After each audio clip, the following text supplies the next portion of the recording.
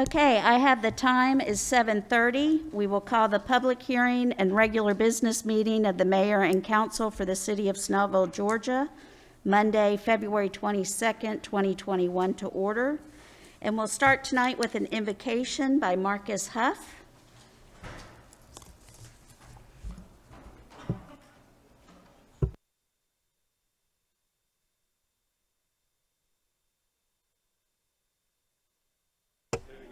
Testing. Hey, there we are. All right. Every head bowed, every eyes closed. Father, we thank you for this day. We thank you for this evening. We just want to express our appreciation for you. You carried us through this day, and for that we are grateful. We ask even now on tonight for wisdom to be present, for understanding and clarity of voices to be present. Let peace be present, rest, rule, and abide in this place. I pray that you just help all of us to hear each other, but that the focus be on building this community, building our neighborhoods, building this city, and building each other. I thank you for our leadership, and I thank you for each and every person that is represented on here on today.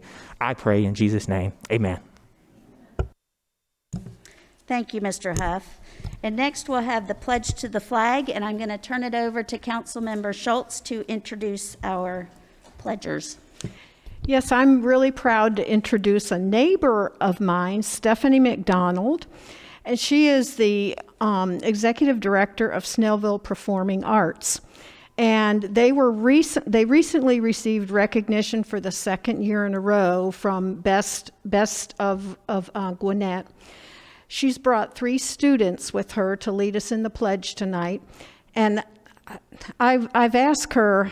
I'm doing this instead of my council comments later since it'll be a long meeting.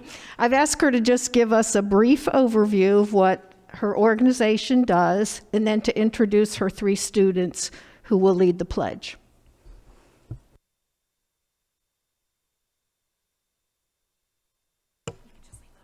Do it. Okay. I'm probably too short for it to reach that.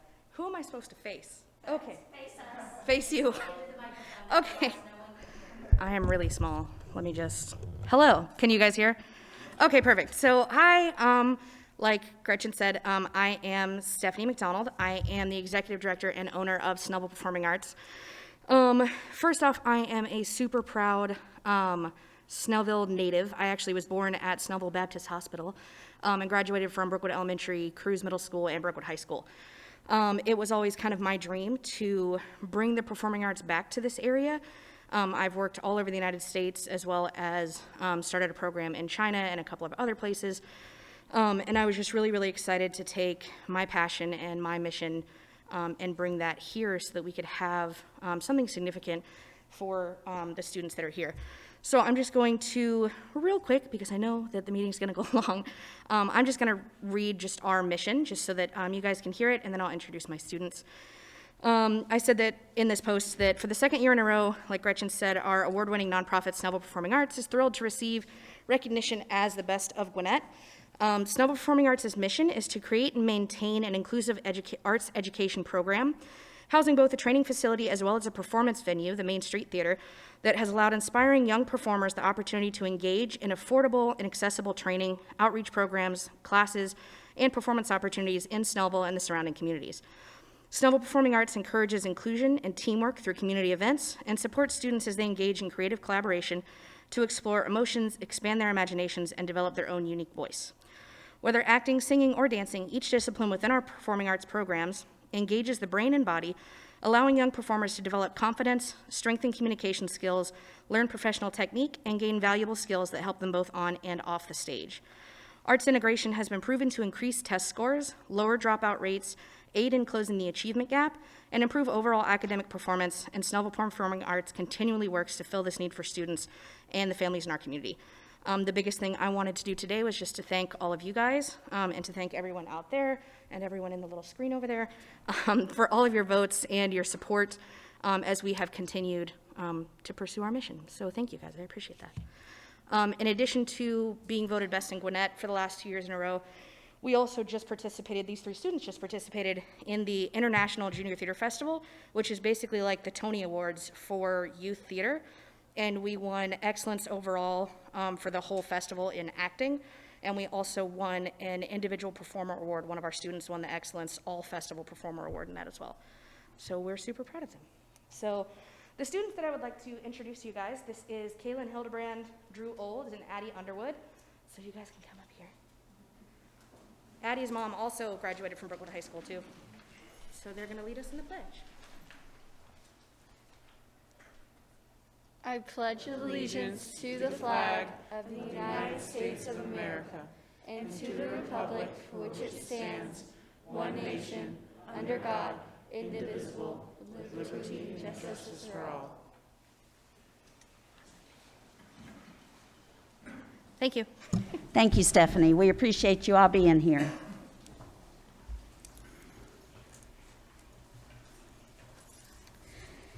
Now we have, under ceremonial matters, I'm going to administer the oath of office to Antonio Jones for a Planning Commission seat for Post 2. Antonio was approved for the Planning Commission at our last meeting, and He's here somewhere. where is Antonio? Are you here? I know I saw him. If you could come to the council chambers. Maybe? Maybe we scared him off. Here he comes. He just wanted an ovation. Making an entrance. He's making an entrance. Right there somewhere.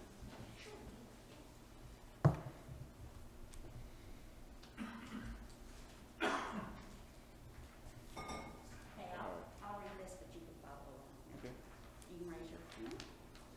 I, Antonio Jones, I, Antonio Jones, do solemnly swear or affirm do solemnly swear or affirm that I will support the Constitution of the United States, that I will support the Constitution of the United States, the Constitution of the State of Georgia, the Constitution of the State of Georgia, and the Charter and ordinances of the City of Snellville, and the Charter and Ordinance of the City of Snellville, and that I will, to the best of my ability, and I will, to the best of my ability, faithfully perform the duties of the Planning Commission faithfully perform the duties of the Planning Commission during my continuance therein.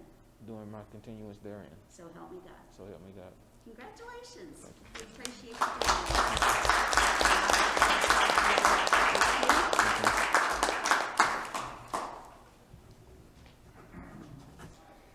And here. All right. Very good. So keep one. Melissa, does he keep one? No, we get both. All right. All right. Thank you. Thank you, and you start work tomorrow night?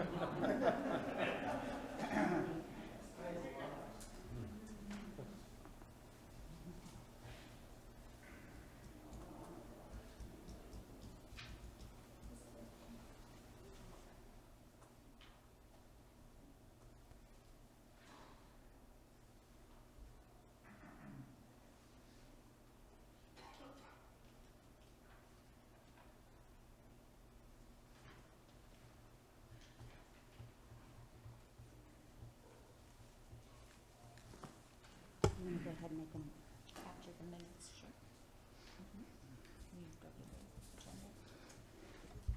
Just ask for a point of order to amend the agenda. Well, I mean, I can do it in a minute.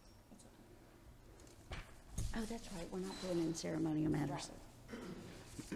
Sorry, we're trying to get things straight up here. Christy's trying to straighten me out, I should say.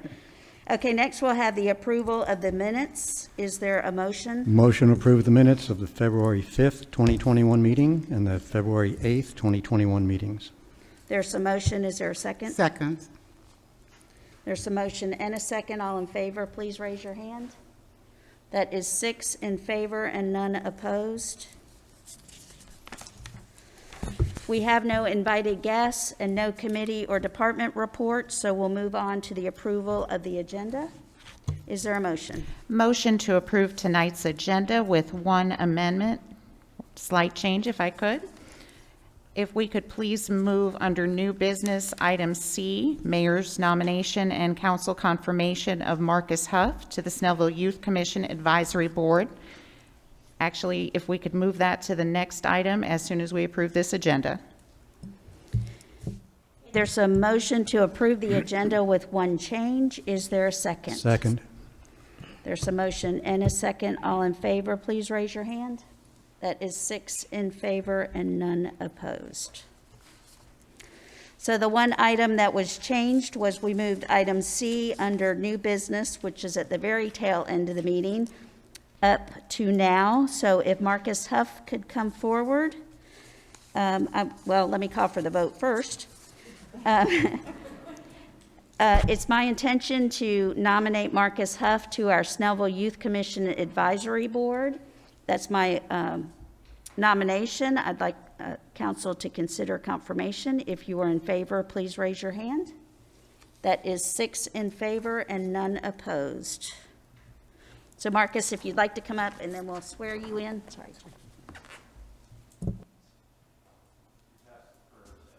I got a relationship, I'll take it. Anybody under 5 minutes? There you go. Thank you, Mayor. Very similar. So if you want to raise your hand. Yes, and ma'am. repeat after me. I, Marcus Huff, I, Marcus Huff, do solemnly swear or affirm do solemnly swear or affirm that I will faithfully perform the duties of the Snellville Youth Commission Advisory Board that I will faithfully perform the duties of the Snellville Youth Commission Advisory Board of the city, of the city, and that I will support and defend the charter thereof, and that I will support and defend the charter thereof, as well as the Constitution and laws of the state of Georgia as well as the Constitution and laws of the state of Georgia and of the United States of America. and of the United States of America. Congratulations. Thank you. Okay, let me get you to sign here and here. Okay, yes, ma'am.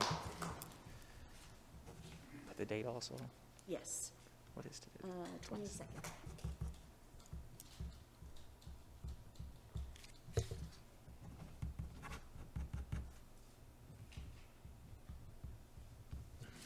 Awesome. Thank you, Mayor. Brenda. I Oh, we're appreciate so it. glad. Thank you.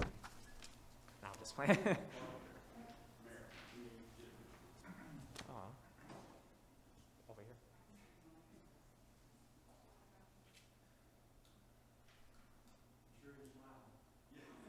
You all couldn't tell? Thank you, everyone.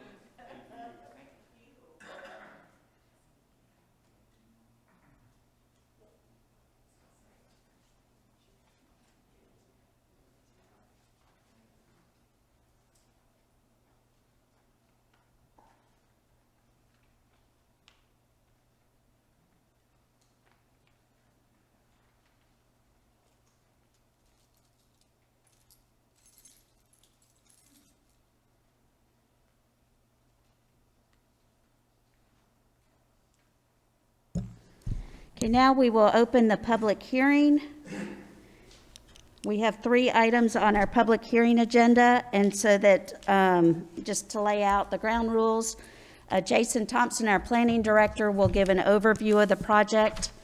The applicant, and then also anyone here to speak in opposition to the project, will each have 15 minutes. So the applicant, after Jason gives us an overview, the applicant can come up and make their case for the project. And then after they make their case, we will open the floor to council will have an opportunity to ask questions and go through anything. Then we will open the floor to public comment. If you would like to make a comment, then you'll come up to the podium, you'll give your name and address for the record, and then state your comment. Please be aware, there may be several people that would like to make a comment. If you're here in opposition, in total, you'll get 15 minutes.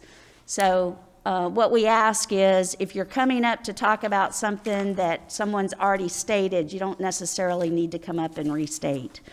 So if you've got something different or another perspective that you want to give, feel free to come up and provide your comments. So the first item, we have item A. Did I cover everything?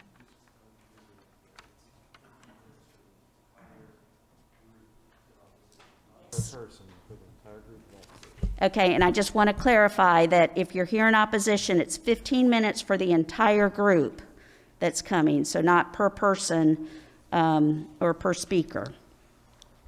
So we have the first item, item A, second reading, RZ 20-03, LUP 20-02, SUP 20-02, Consideration and recommendation on applications by Khalid Javid and Rita Shaw to amend the Snellville 2040 Comprehensive Plan Future Land Use Map from office professional to commercial retail, official zoning map amendment from OP Office Professional District to BG General Business District, and request for a special use permit for a 95-room hotel development on a 5.08 plus or minus acre property located at 2752 West Main Street, Snellville, Georgia. Mr. Thompson. Thank you, Mayor. Thank you, Council. Thank you, residents, for coming out tonight. What you see before you is, I'll just go over the highlights the Mayor just went over, is RZ 20-03, LUP 20-02, and SUP 20-02. So the applicant is here to rezone and amend both the zoning map and land use plan, as well as apply for a special use permit for a hotel at 2752 West Main Street on a 5.08 acre parcel. The future land use designation that they went to change is office professional and commercial retail. I'll just show you a graphic of its existing layout.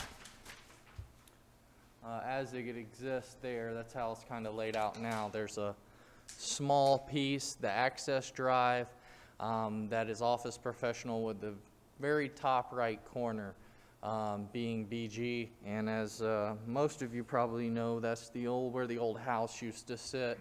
It's turned into a commercial business for a little while, but never really improved. And you have the AT&T building / site to your east. To the north, you have regular and businesses, as well as to the west. But behind that, adjacent to it, is Lanier Springs, or Lanier Forest, sorry, subdivision, which is low density residential. What they want to do is amend the land use plan to have first the commercial retail use to the front, where the proposed 5-story hotel will be, 11,000 square feet with 100 associated parking spaces, and then also push the leftover or the remainder of the property that's heavily impacted by the stream. I know it's hard to see, but it runs back here. There's a buffer that you can see here, so the remaining small portion here would be designated for office professional. Both on the zoning map amendment as well as the land use plan amendment. So the request again is threefold: to change the land use plan commercial retail to accommodate the hotel development, and then the remainder to be left office professional with no future planned development. At this time, it basically becomes just a very small piece of buildable land. And then the rest of these are buffers, both water related as well as buffer and screening setbacks, which in a point makes the rear part of the property undevelopable. Like you said, the applicant was Khalid Javid, and here to represent him is Mr. Motion. I think most of us know him. He's been a Snellville native for quite some time, but basically, it was the old homestead. It was occupied primarily for office for many years until the building became vacant and was later demolished in August 2019. It lies in the 2040 comprehensive plan, as the town is just adjacent to the town center character area, and they're actually in the Highway 78 West character area. And key implementation strategies there: interparcel access, planned greenways, enhanced pedestrian traffic, and so on. The site plan analysis, as you can see, shows the 5-acre tract with the 1.724 acre northern tract, currently zone BG, adjacent to Main Street. But the site plan shows the existing split zoning and the land use boundary limits that were there previously. The footprint of the hotel is 11,000 square feet, basically, with 100 spaces. And they're outside of the floodplain. They have shown or submitted some very basic renderings. I'll let the applicant present those that are, I believe, in Avid development. But also represented in your council packet or your staff report, it shows the regulatory requirements for hotels, which they do intend to meet. However, after carefully reviewing the character area and just, the impact on development of this type adjacent, even though, it looks like a large space, that's a 5-story hotel, and we understand that it does probably qualify for infill development, but it's not really a transitional zoning that we would expect for something adjacent to a low-density residential development. And the fact that it's a potentially 5-story building in proximity to those areas, we don't believe it can ever be screened or buffered enough that the adverse effects, including light and noise pollution in a towering building, basically now in their skyline, which was in their backyards, that was never there before. So there's also other special circumstances and conditions that we recommend denial, and those are related to the current environment we're in. This is a time when hotels are suffering to survive during COVID-19, and adding those additional hotels in the Snellville market we don't feel is advisable. And according to the property owners of the newly constructed Hampton Inn, occupancy rates for the current year and during the pandemic have been less than 50%. We reported similar results from the La Quinta down the road. So therefore, we do request approval of the actual future land use map to change the front part to BG, which is what it should be, and then leave that small piece in the back for office professional to provide that transitional zoning, which is pretty much throwaway property.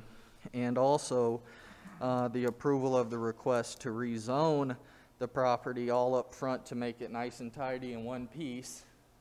But we do also request that you deny the special use permit for the hotel. It's not a good development or the highest and best use in our opinion. We've recommended a few standard conditions.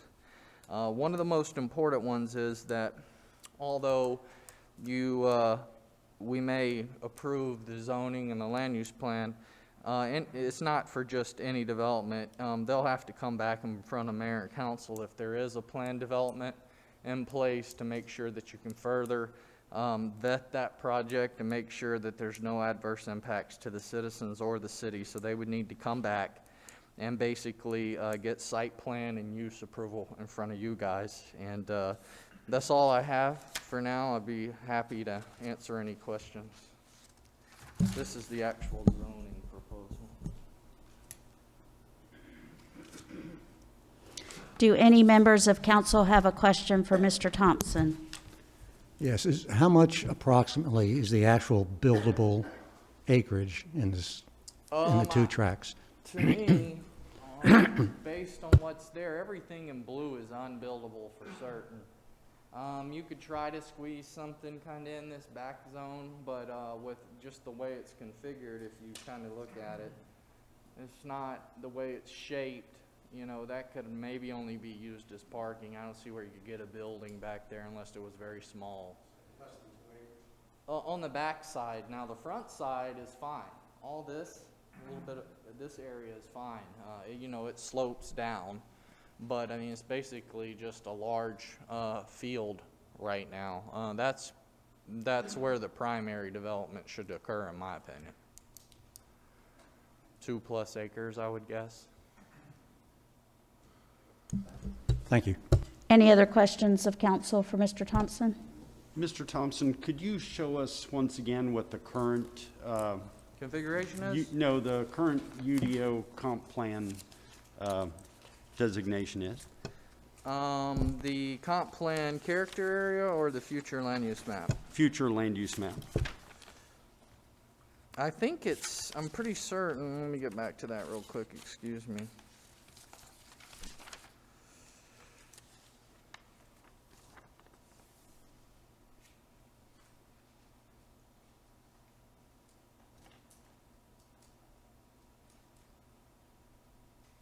Yeah, the front portion of the property that is adjacent to the highway is shown as commercial retail, with the rear portion of the property, light pink, is shown in the end. So it's basically shown, so I know there's a glare, but this is the commercial retail and this is the office, and then you got, you know, basically a creek buffer through here. Right. Would the requested change to the LUP, would it comply with the comp plan? It would, just not the development, in our opinion. Jason, is there any advantage to leaving the property zoned the way it currently is? The land use? I wouldn't say there's any advantage. The only thing we're dealing with now is something we try to stay away from, is like a split zoning, because you can see now there's 2 zoning districts on one parcel. So, you know, the lot line is, you know, basically right here and then right here, but it's still all one parcel. So you've got BG and OP. So at some point they're gonna have to come back anyways. The only thing we offered that as a way to get it close to what the future land use map is. Any kind of development would still require use and site plan approval, so they wouldn't have carte blanche to come back and just, you know, say, okay, well, we got our BG, we're gonna throw in, you know, a strip center. I mean, they still have to come back and vet that project. We're gonna use it to clean up the maps and get them to look like that and start on the left instead of the right. Would there be any impact if we have, in either path we take with the land use plan, either to amend or to not amend, would there be any impact on the abutting neighborhood? No, if anything, I mean, right now it's undevelopable anyways as it's configured. There would be no immediate impact. There'd still be a public hearing to make sure that whatever goes in there is amenable to the council or the current council at the time. It just cleans up the parcels, really. Yes, ma'am. So just to clarify for people in the audience, because I think this gets, you know, confusing when we have a rezoning, a land use plan, a special use permit. Should we approve the rezoning and the land use plan update? We're just cleaning up the zoning. Right, and the parcel lines, they could subdivide And the parcel at that lines. point, And then the actual hotel would be approved or denied under the special use permit. correct. In order to meet the qualifications for the hotel, you have to have a certain amount of acres, which they don't currently have in Zone BG. So it was done, the application was done in an effort with that in mind. But while we were here, you know, we basically offered to go ahead and change those per the way they're shown. But the hotel SUP is required for any area. So it's, you know, it's not like the top piece of the sandwich. The other stuff's on the bottom, and with the conditions that we recommended, there would be no development regardless. All you'd see is a color change on the map until it was vetted in front of mayor and council and of course a public hearing again. Yes, ma'am. Any other questions of council for Mr. Thompson? Okay, seeing none, if the applicant is here, if you would like to come up and make your presentation, you'll have 15 minutes for your presentation, and that includes rebuttal time, so you may want to reserve a few minutes if you want to be able to come up and respond to comments that are made. Thank you, ma'am. Good evening, everybody. Mr. Jason has already explained. Is there anything I need to go over, or would you like to ask questions that you may have? Anyone on council would like to ask any questions of the applicant? No, sir? So if you want to either state your case, or you can reserve all of your time. Well, I would like to thank the City of Snellville, the Planning Commission, and the Mayor and Council for considering our application. We have looked at the recommendations, and we were grateful that the Planning Commission has recommended approval for the land use plan revision and for the rezoning. And that would certainly help reorganizing the lot the way it is. And the back of the lot is mostly live stream, so there's a 100-foot buffer that cannot be used, so that back portion is basically cannot be developed. So, and the future land use plan shows that area to be commercial. So we had applied for that. We were hoping that we would get the permission for the hotel. We made a presentation. It is it's very viable to have a hotel there. We had a study done in 2017 for this area. And in the COVID situation, the national average occupancy was 25%. So the hotel that's the Hampton Inn here had 50% or so, which is almost twice of what the national average was at the time. But we have conceded to the will of the people here, and we will go ahead and gladly accept the two approvals of rezoning and the land use plan revision, and we accept the denial of the request for special use permit, and we'll come back with any other use that we have in mind that would be suitable for this lot. I reserve my time for anything that you may have later on. Thank you very much. Any questions of council? Thank you, sir. Okay, we will now open the floor to public comment.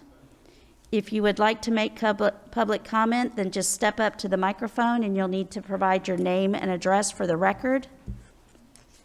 If you are in the community room and would like to make a comment, then please just come and line up at the door to the council chambers, and then we'll get you on as soon as we get through the line.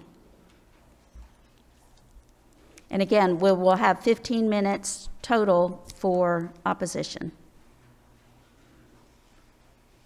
Hi, excuse me, my name's Kim Long. I'm at 2259 Valley Drive in Snellville. I think I want to make sure that I understood what the applicant said, that he is pulling his application for the hotel, the special use. Is that what I heard? No. No. He's accepting the denial of the special use. Well, we haven't made a motion yet, so Okay. there's not a approval or Okay. denial at this Okay. point. Well, I'm in opposition of the hotel being done because of the 5-story. He didn't show the rendering of it, but a 5-story hotel with big lights, and I think it's supposed to be manned 24/7. All the parking areas are supposed to be fully lit. And being in that neighborhood, Lanier Forest back there, we feel that the noise pollution would affect the neighborhood, which is high enough right there on 78 and 124. The light would impact coming through from the development, especially on the Twin Springs Drive. I'm on Valley Drive, so I'm at the beginning of the neighborhood. So from front of my house, I would see this 5-story building and the lights and all of that. So for that, and then safety, and then cut-throughs, trying to get to the Walmart, and, you know, additional people come in, they're gonna wanna walk. Where are they gonna walk to? They're gonna walk to the Walmart, which is right down the street from the neighborhood. So for those reasons, I'm opposed to the special use for the hotel. Thank you. Thank you, Ms. Long.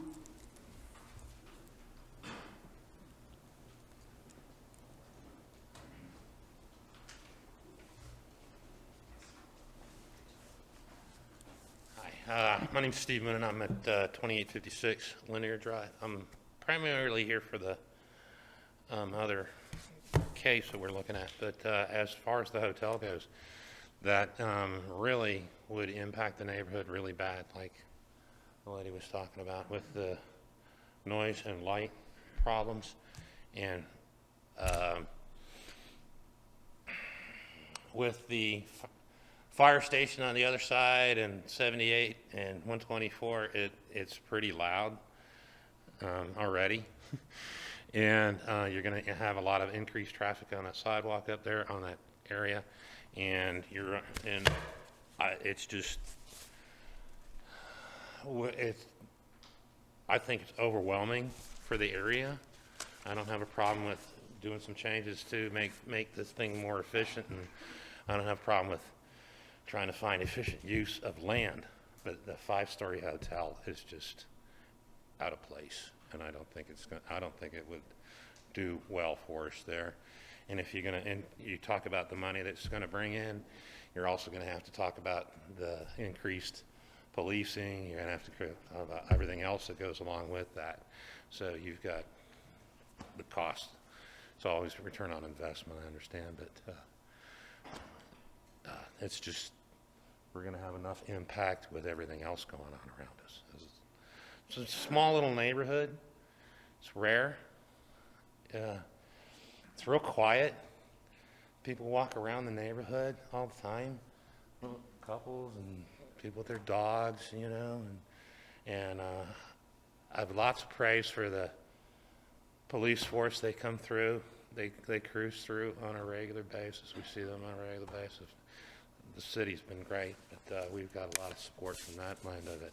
But I'd like to keep it as homey as possible, and I think the hotel would be a big eyesore in the spot. Thanks. Thank you, Mr. Menon. Anyone else who would like to speak about the hotel?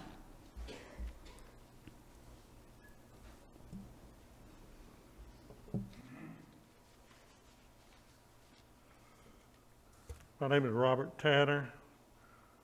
We live at 2734 Twin Springs Drive. I'd just like to make a brief statement concerning the hotel and the special use permit.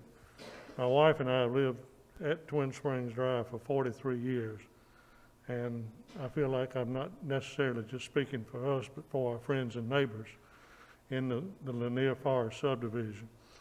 And we would like to request that the mayor and the city council concur with and reinforce the decision made by the Department of Planning and Development and the Planning Commission to deny the special use permit to build this 5-story hotel. And please help us to preserve the character of one of the oldest subdivisions in our city. Thank you for your cooperation and help. Thank you, Mr. Tanner. Do you have a brother named Bill? Mr. Tanner, do you have a brother named Bill? No. Oh. I'm sorry.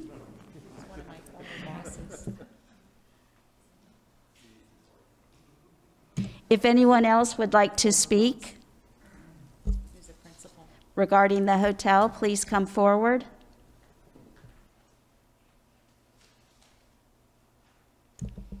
I'll give you a minute if anyone's in the community room and wants to come forward.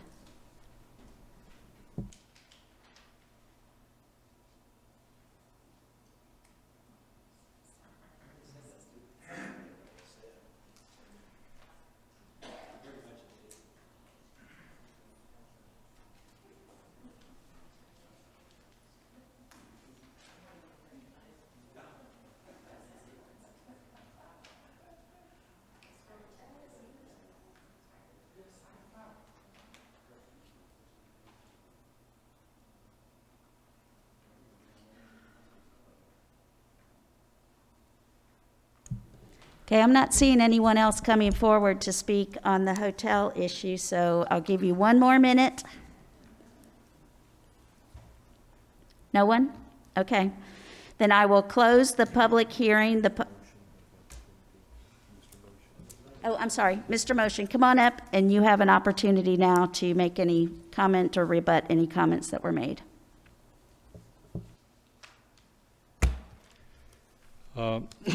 Basically,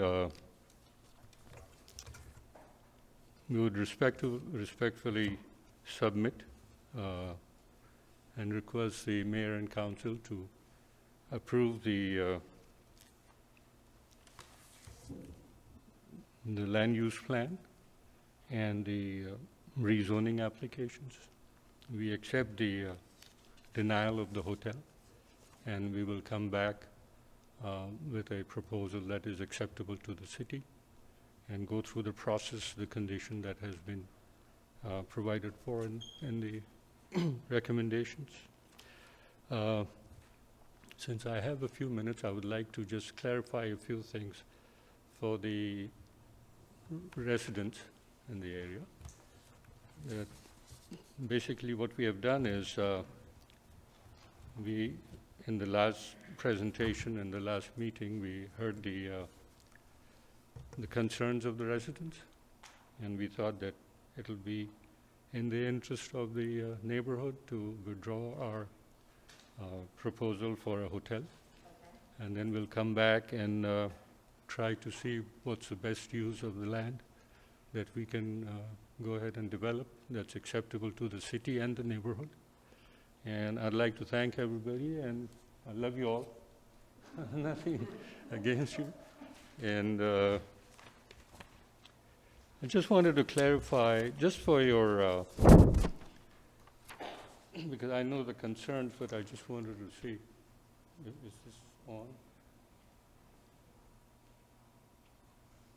Just want you to understand a little bit.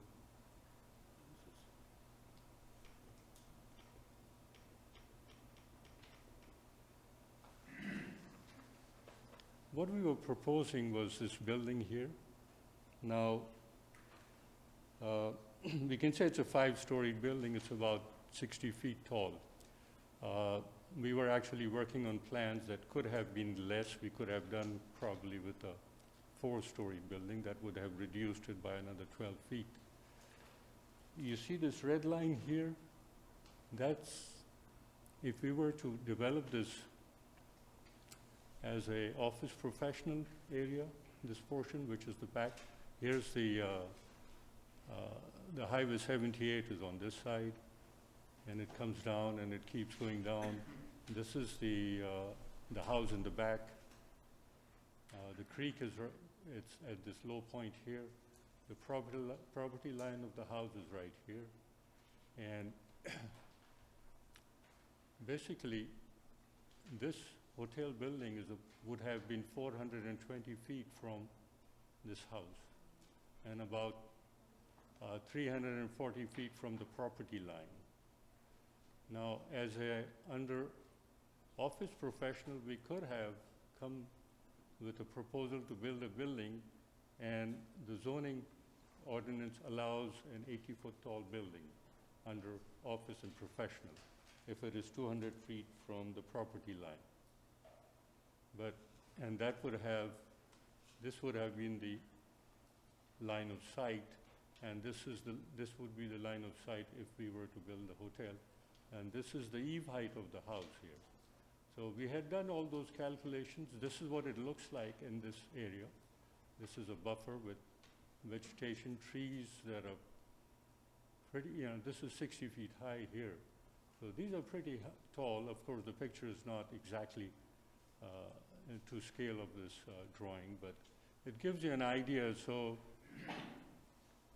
I can understand your concern, but honestly and practically, you wouldn't have been able to see that building, because this is in January when the leaves were all down and the trees were all cleared up. We couldn't see through. So just to give you an idea of what we were looking at, we didn't mean to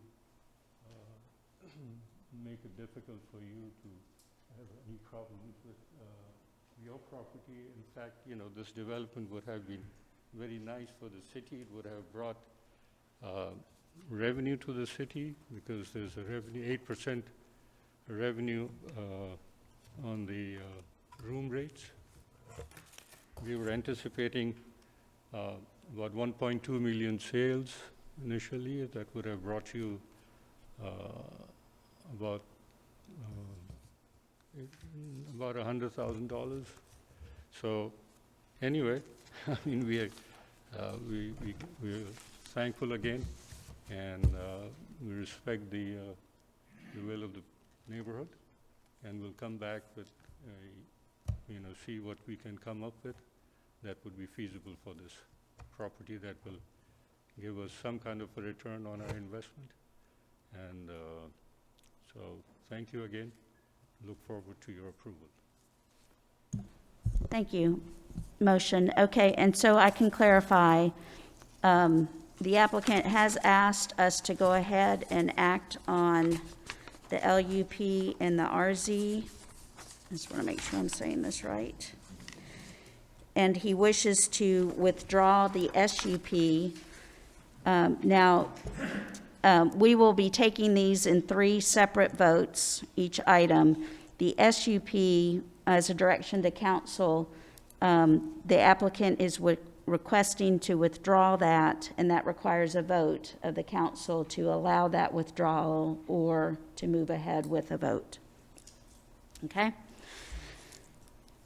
So Mr. Motion has spoken and given his response time. So I am closing the public comment portion of this public hearing. And I will ask council, are there any further comments or questions before we make any motions? Madam Mayor, can I ask Mr. Thompson a question? Is he hiding over there? Hey, Jason, can I ask you a question? Just wanted, to make sure we all understand, including the public, if we approve the LUP, which would bring it in compliance with our comp plan that we adopted about 18 months ago, the RZ 2020 or 20-03, the rezoning, because it's in the town center area, any development that was to be put on that property would have to come back before mayor and council for site plan approval. Is that the way it works? Yes and no. It's actually outside of the town center, just by a few parcels. We wrote a special condition that with approval of the rezoning requires them to come back through the public hearing process. Okay. So same thing, but it wasn't started by the town center. It's just something we knew if we were going to give the zoning, we wanted to give the opportunity for the public and the council to review the development, whatever it went in, because like Motion said, some of the BG uses can go, and office professional can go 80 feet. So we want to make sure we don't just stick something back there and then have no accountability. Right. And since it was pointed out that that could be built, I just wanted to make sure that the public knew that there was a condition or there was some reason why it would still have to come back before mayor and council. Right, it's conditioned into the approval ordinance if you so choose to approve. Okay, thank you. Yes, sir. So Jason, you said the rezoning would have to come back before the mayor and council. Not the rezoning per se, but basically, I think we'd consider it a change in conditions at that point to basically do a site plan approval. Okay. So site and use plan. So it's the approval ordinance has that condition in it. It was originally. And that's regardless of who the developer is? Yeah, it doesn't. It's tied to the property, and it's not ownership. Okay. It's tied to the property. Yes, ma'am. Let me clarify for your question and Todd's question.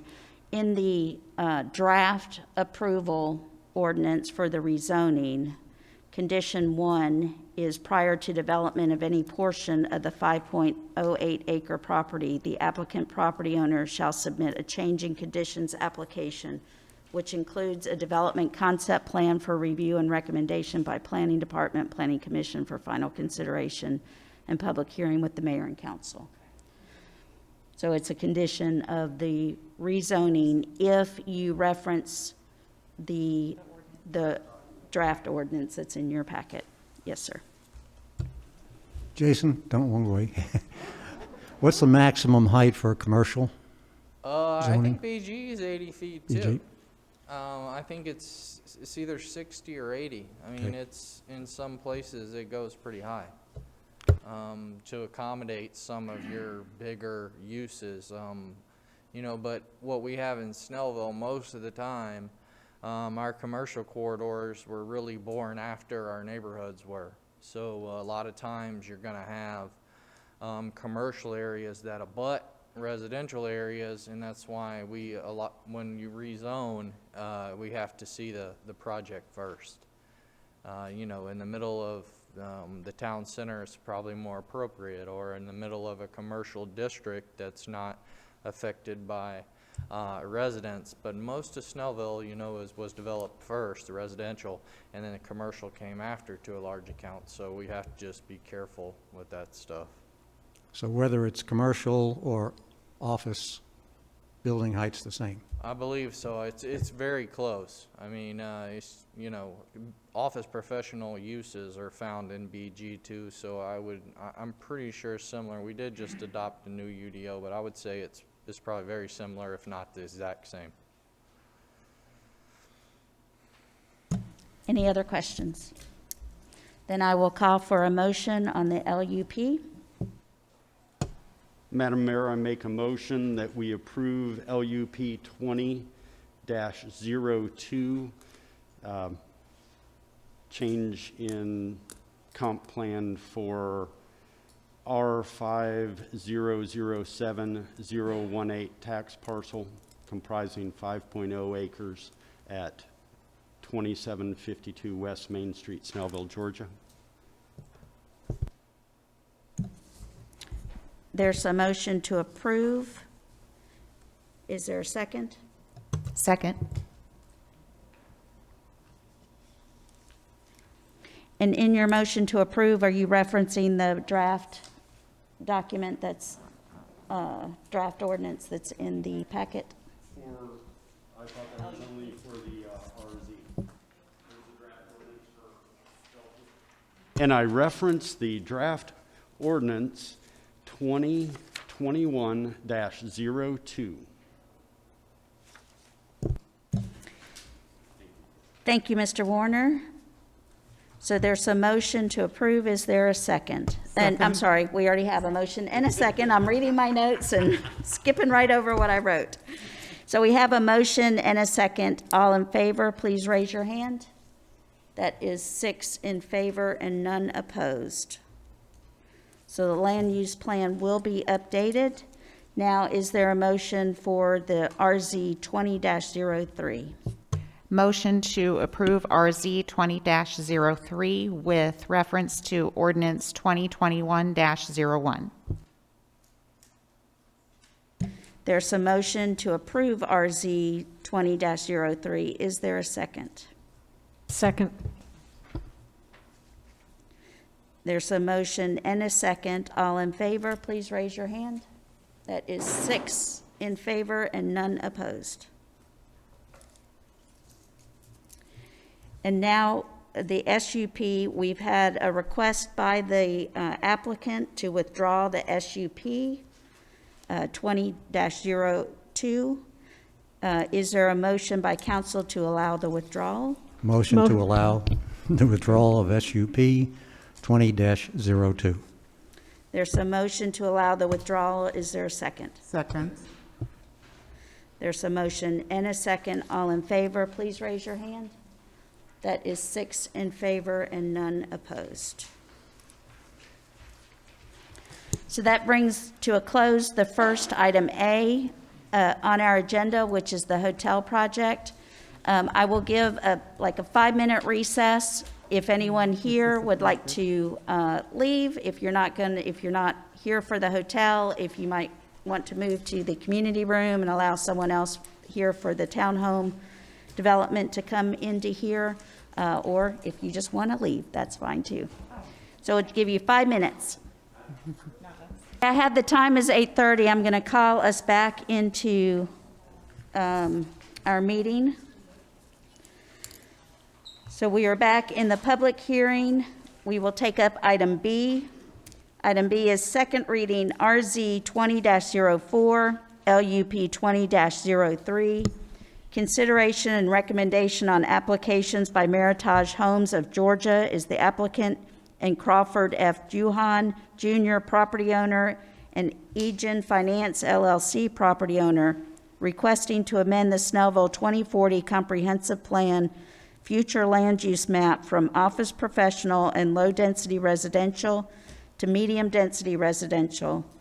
Official zoning map amendment from OP Office Professional District and BG General Business District to RTH Single Family Residential Townhome District, and request for variance from the front load garage setback requirement for a 101-unit townhome development on a 14.724 plus or minus acre site having a density of 6.859 units per acre, located at 2465 Scenic Highway South, Snellville, Georgia. Its tax parcels 5006002 and 5006003. Mr. Thompson. Thank you, Mayor, for doing all the heavy lifting there. Once again, it's a nearly 15-acre parcel. It's located on 2465 Scenic Highway South. As you can see in the photo to the left, the future land use map designations are depicted on the 2040 future land use plat. You can see here we are again in one of these kind of relics of the past where we have a split zoning and then a split future land use map. And from my understanding, it's remained, as far as we can look back on the future land use plan, it's been shown that way, and the zoning to the right has also been shown that way. And I wanted to draw, I kind of pinned that black line or blue line to show kind of the boundaries of the proposed development. The little square on the inside that's all red is not part of the development. I'll let the applicant clear that up a little bit more. But now we'll talk a little bit about the character area and the location. Once again, it's just north of Snellville Christian Church and across from the Hickory Hill subdivision, and it's adjacent to residential homes in the 55-year-old Lanier Forest subdivision zoned RS 180, or now what we consider RS 30. Same thing, 15,000 or 30,000 square foot lot minimums. Once again, the applicant is requesting to change the land use and the zoning. The land use plan will be changed from what you see on the left there, kind of a mix of office professional, BG, and I believe, let me make sure, I just want to make sure there's no medium, no low density. Yeah, the current future land use shows office professional and that low density residential. They want to change that to medium density residential, which is an allowed use under townhomes are an allowed use under that. And I'll pull out a site plan kind of show you after you've seen that what the whole thing kind of looks like. So here's that track that I was discussing that's not necessarily part of the development. And then there's a stream buffers, and then the stormwater detention area there. This is 124 here, and then linear forest here in the back. Get back out along. Okay. The medium density land use, this is the land use plan amendment analysis, presents for a maximum of 8, with their request coming in at 6.85 units per acre, which are 16 units less than the 117 total units that would be allowed if they were built at maximum density. The 2040 comprehensive plan shows this development in the Scenic Highway South character area. The character area is dominated by mostly low-density single-family detached residences on modest lots, and some medium-density detached residences kind of to the south that were built in the last 20 years or so in Newton's Crest and Schuyler's Mill. The vision for this character area is a vibrant residential community that maintains its value over time and offers a variety of housing options to residents. It is an aesthetically pleasing gateway to the city with a clear boundary between the unincorporated and city of Snellville. There are several key implementation strategies for this character areas. One is not relevant, create a gateway feature, promote infill development, fill sidewalk gaps to provide continuous facilities, particularly along major roads, and then require sidewalks and connected streets for future developments. The 2040 comprehensive plan also states some goals that we believe this project supports. Strongly discourage the development of an additional strip commercial uses, which we decided that we would try to keep those in the already developed commercial areas. Encourage the development of diversity of housing types for the scenic south character area. Then there's 8 more housing, land use, and development policies that provide additional support for the development. Promote the redevelopment of older, underused commercial sites. Promote Snellville as an affordable alternative to in-town housing. Encourage the construction of housing types that appeal to young families. Pursue more options for quality workforce housing, and support the development of housing that is within the financial reach of households, and ensure attractive, affordable housing is available for younger households, which is basically the same as the one I read above. We've also provided within your staff report the actual regulations regarding townhome requirements.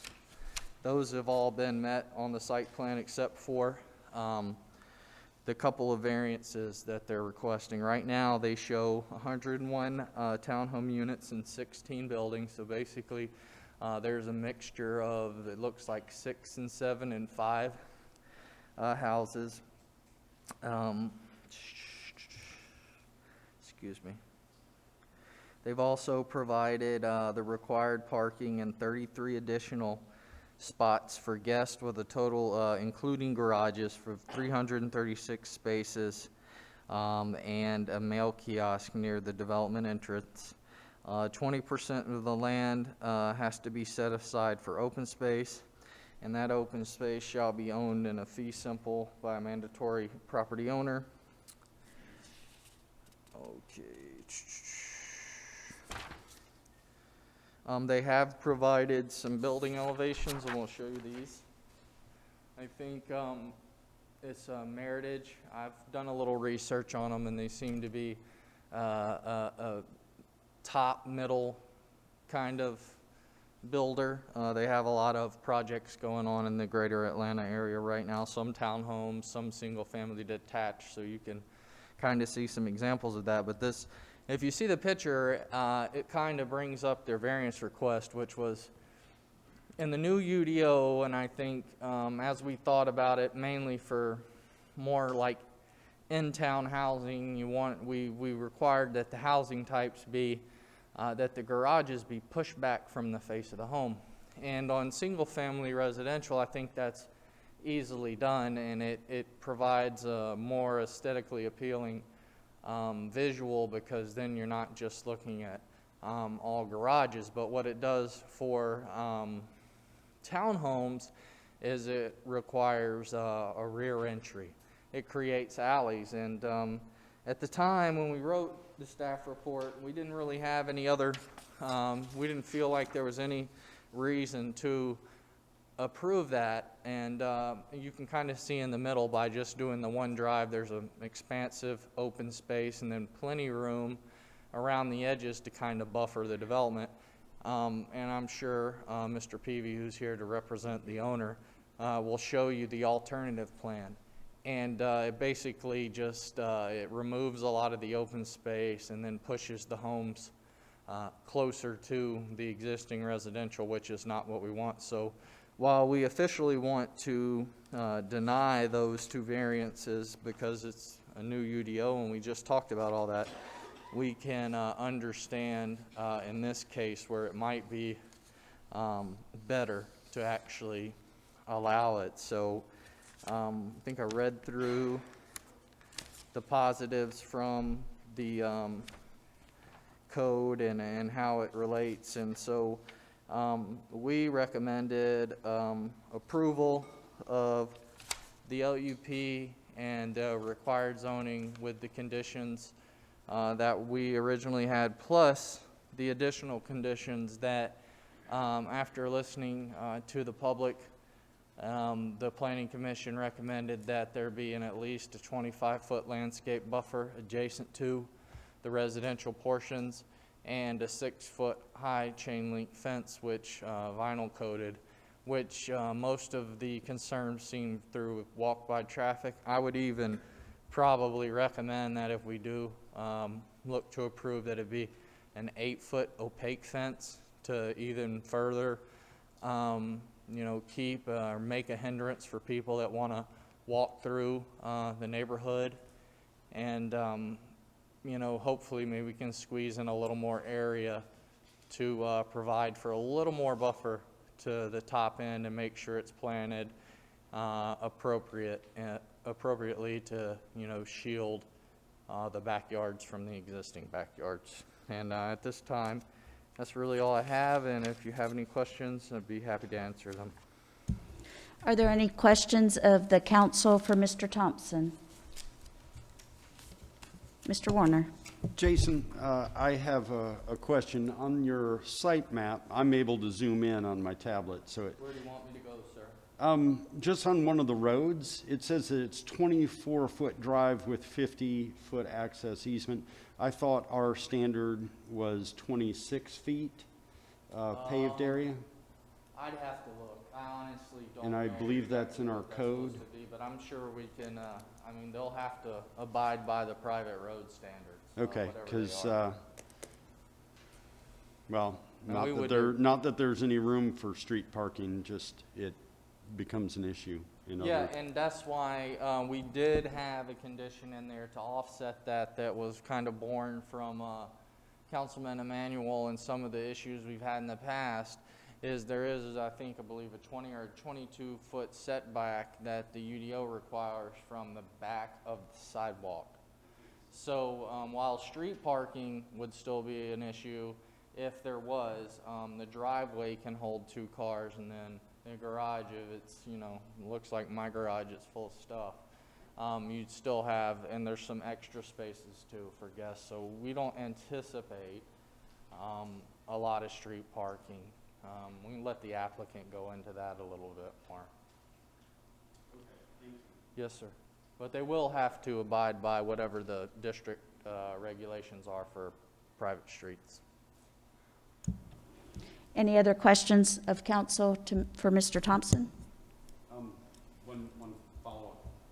You said for private streets, are these private streets or public streets? I think we conditioned them for private streets. Okay, all right, thanks. I think it says that too, the drive with 50-foot access and easement, that's basically means that it's that'd be a right-of-way if that was a public street. We prefer, in these cases, that they remain private, and then the condominium association is there to pick up the stormwater, the maintenance of the homes, or the blocks, open space, so it's not just a one-person kind of job. It's controlled at a much higher level, which usually lends to better maintenance in the long run. Is that all the questions of council for Mr. Thompson? Then is the applicant here?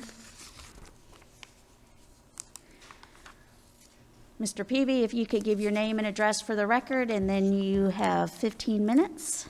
Thank you. Mitch Peavy, 6095 Atlanta Highway in Beaufort. Good to be back to Snellville. It's always a pleasure to work with staff. Enjoyed it every time I get to meet with Mr. Thompson and his staff. They are good folks to deal with. I'm ex-city manager of Beaufort, so I always kind of take time with staff and everything just to see how they operate. So the good news on this property to me is, when my client approached me, said, what's the good use for this property? Looking at it, the property was zoned commercial, and everything back when times were good, you get it zoned to commercial and somebody will come along and give you $1 million an acre for it and you build it and they will come. Those days have changed. The slowdown in 2009 pretty much put an end to a lot of commercial stuff, and now you've got COVID, and now you've got online Amazon and everybody else competing on that. I mean, we don't go out or do anything. Everything is brought to the house. Amazon has a path to my house all the time now, and so just having general commercial at this location in a mid-block setting is just not going to be viable. So the good news is nothing was ever built on this property, because if it was, it would be vacant right now, and you'd probably be having some maintenance issues and everything else trying to keep this property up or force the owners to keep the property up. There is so much vacancy, even if somebody came in today and said, okay, we're going to do some office or we're going to do some retail, you can go anywhere in any direction just about and find cheaper rates than what it would take for you to build new here and then develop some type of commercial that could be viable. So again, just don't see that being a viable option. And real quick, just so you understand where Meritage comes from as far as how their corporate policy is. They have a corporate policy that they are going to be the most energy efficient homes that you can buy. They do spray foam insulation in the walls, in the ceilings, Energy Star appliances, low flow water features throughout the house. They've won awards for it. I mean, they cost more on a per square foot basis if you compare apples to apples, but their sales pitch is you're going to make it back on a monthly basis because your power bills are substantially lower than the next builder that you'll find beside there. And now these are not options. These are corporate mandates. Your options are you can upgrade your flooring, you can upgrade your cabinets, you can do your countertops, you can do different things like that, your windows. That's your upgrade you can go to, but the energy efficiency is a mandated corporate policy for Meritage Homes. They've even found some of their buyers are telling them that we don't even have as many bugs in your houses because they're so tight you can't come through the walls or anything, the bugs can't. So they've just something, they can't advertise that because it's not provable, but they've had some of their buyers have come back and said they have noticed that. Then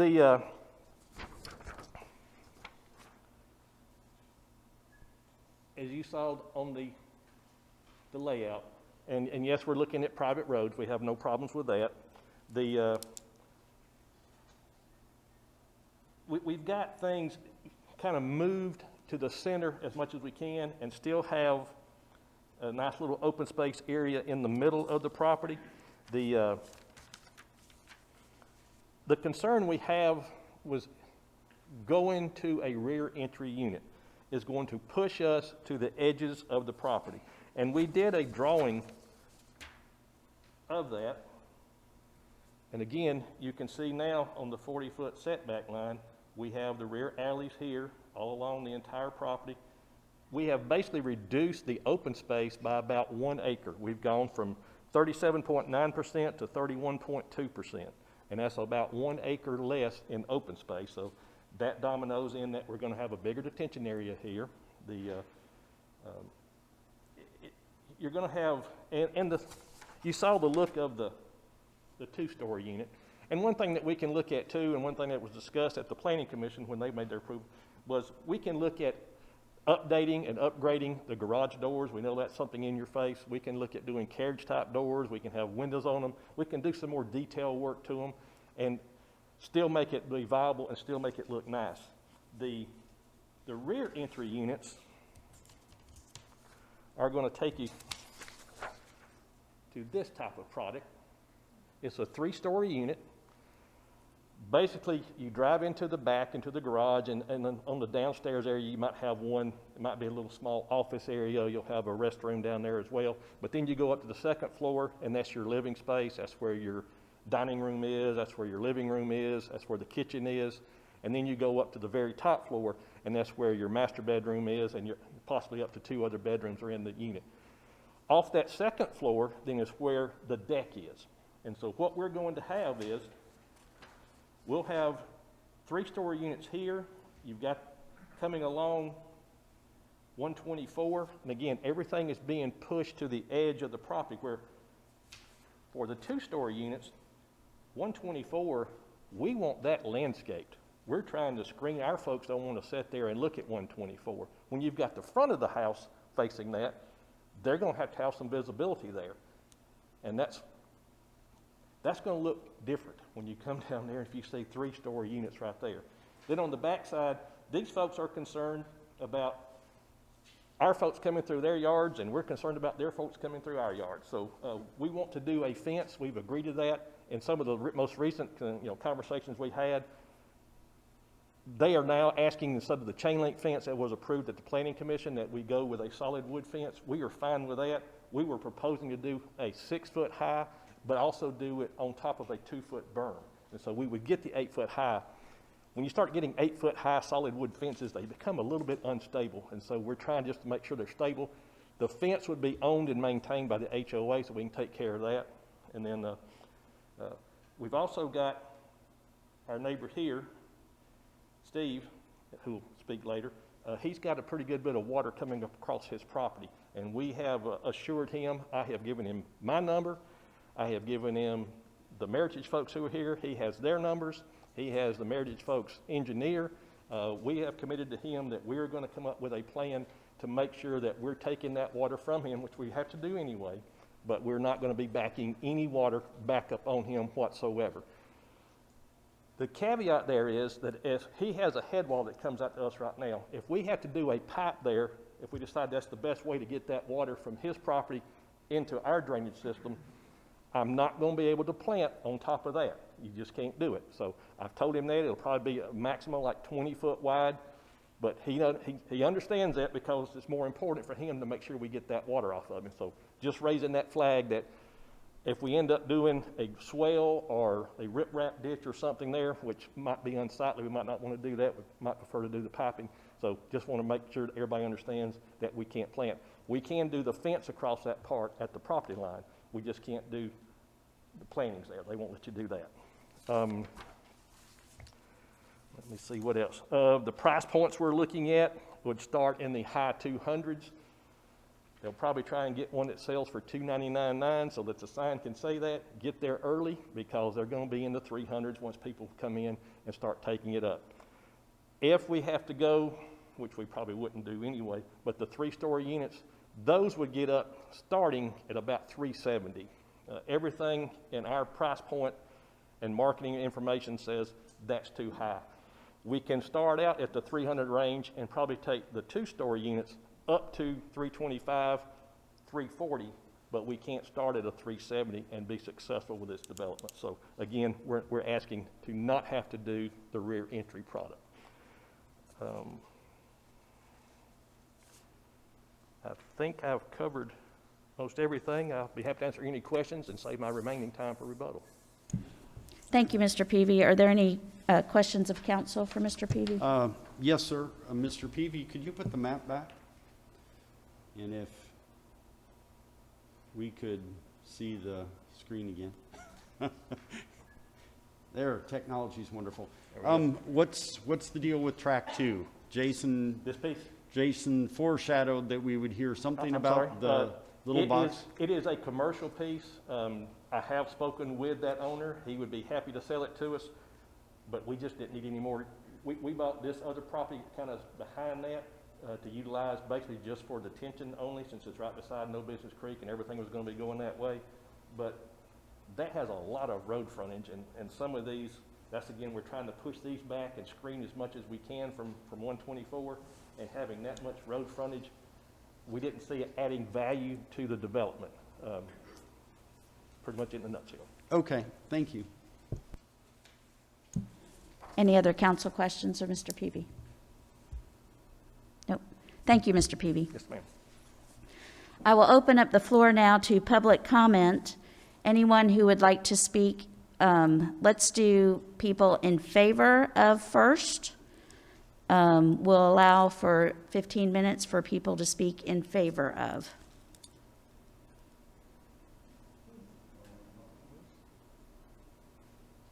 Is there anyone in the community room that might want to speak?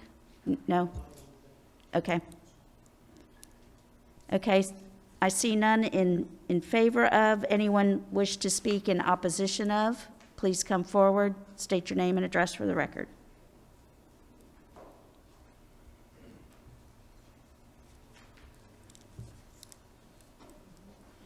Yes, my name is Steve Menon.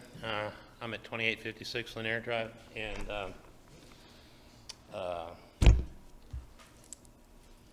I wanted to, I'll try and match, well, I'll just use this one that's in here. My property is here, and I've spoken with Mitch and spoken with Merritt, and I wanted to compliment both men, and both of them, to their ability to reach out to me and communicate with me. And we got together and had a little chat session earlier, and they're definitely willing to work with us on this area, and that I am very much in favor of working with the people. And I agree with them on the front entry rather than the back entry, because if they do that back entry, then that's going to make it almost, that's going to make the separation between the two places even that much harder, and it'll make a lot more problems. So I want to compliment them on that, but I do want to say that I really don't want 101 units in my backyard, and there is a large green space here, and it's been there for a long time. My neighbor and I have been whittling away at these trees in between us. I've got a large number of huge trees, and if I lose this whole set of forests, those trees aren't going to stand too long. They're going to come down.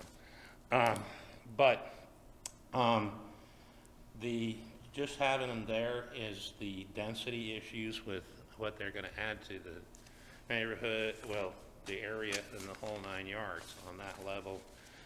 And I know the rest of the neighborhood is afraid of having the development up behind us. However, I will say that as far as organizations that have possibly come in there, they're willing to work with us. That much I do know. But if they are going to do this, I would be on the side of them to change your variance or your whatever that policy specifically is on having the rear entry, because then we're going to have three stories that'll be looking right over everything, right into not so much me here, but my neighbors right here in their backyards. Okay. So, anybody else? Very good. Thank you, Mr. Moonen. Thank you. Anyone else that would like to speak in opposition to the project?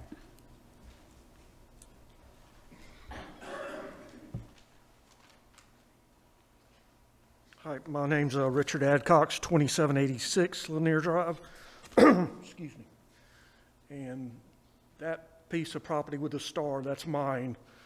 And so I'm glad they're working with us. As you can see, that one road's going right down to my backyard. So I'll have headlights blasting in my backyard at night. But I agree with everything Steve said, and I appreciate him reaching out and doing everything that he has done. And that's it. Thank you, sir. Is there anyone else that would like to speak or make a comment?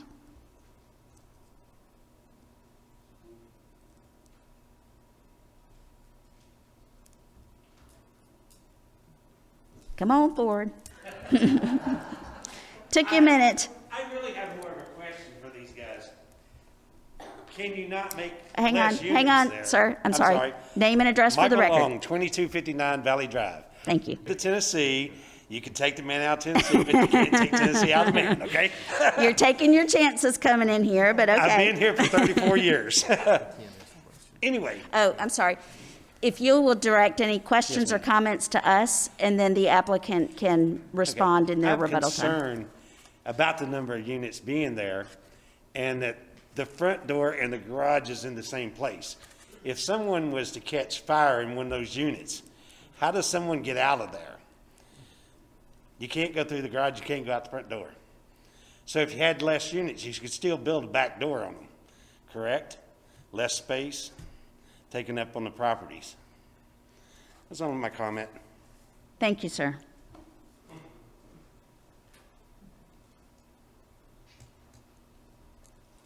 Anyone else like to make a comment or ask, provide any opposition? I'll make a comment. Kim Long, 2259 Valley Drive. My main concerns are a couple-fold. One is the amount of units back there. That's a lot of people and traffic coming in to the Snellville area. 124 is horrendous on the other side of town. You get into going towards Centerville.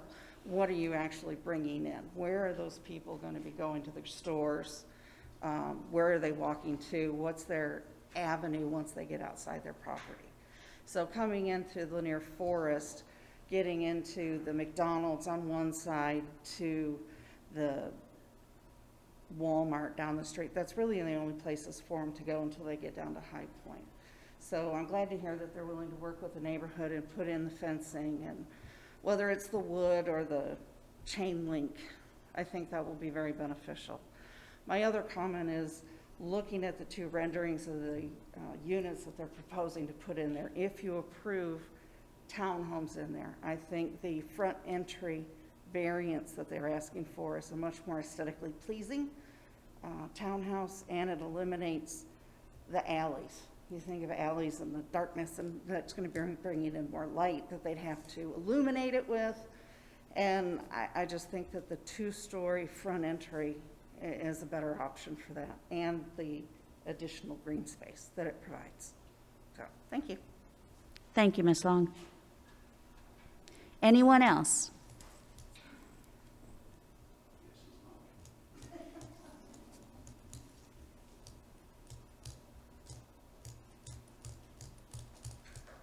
Okay, seeing no other comments from the public, I will close the public hearing. And Mr. Peavy, I think you have time remaining. Thank you, Mayor. Real quick, just the buyer that we're looking for these. What you'll see is, my son was one that bought one of these when he got his first job. He was down in Brookhaven and bought one, lived in it for about 18 months to 2 years or so. Met a young lady and got engaged, and then from there he was looking to move out of this type of facility. So families, you'll get some families in here, yes you will, but again, it's mostly going to be a young buyer. Now with the two-story, you'll also get some empty nesters will look if they're tired of keeping up their yard, because here all the grounds, everything is maintained by the HOA.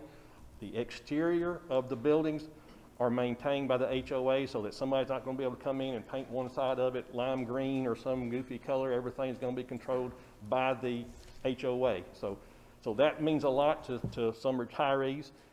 If we have the three-story walk-ups where you coming into the garage and you got to walk with your groceries upstairs, you're not going to get an empty nester. I'm 64 years old, and I'm not going to go up and down 3 sets of stairs. That's just not going to happen. So you're eliminating that as far as an option for retirees if they don't want to go into some of the other facilities or areas you've got in the town where they wanted something that's really, they can just lock. They sold their house, they bought them a cabin in the mountains, they can go back and forth. They don't have to worry about anything here. So those are examples of the type buyers.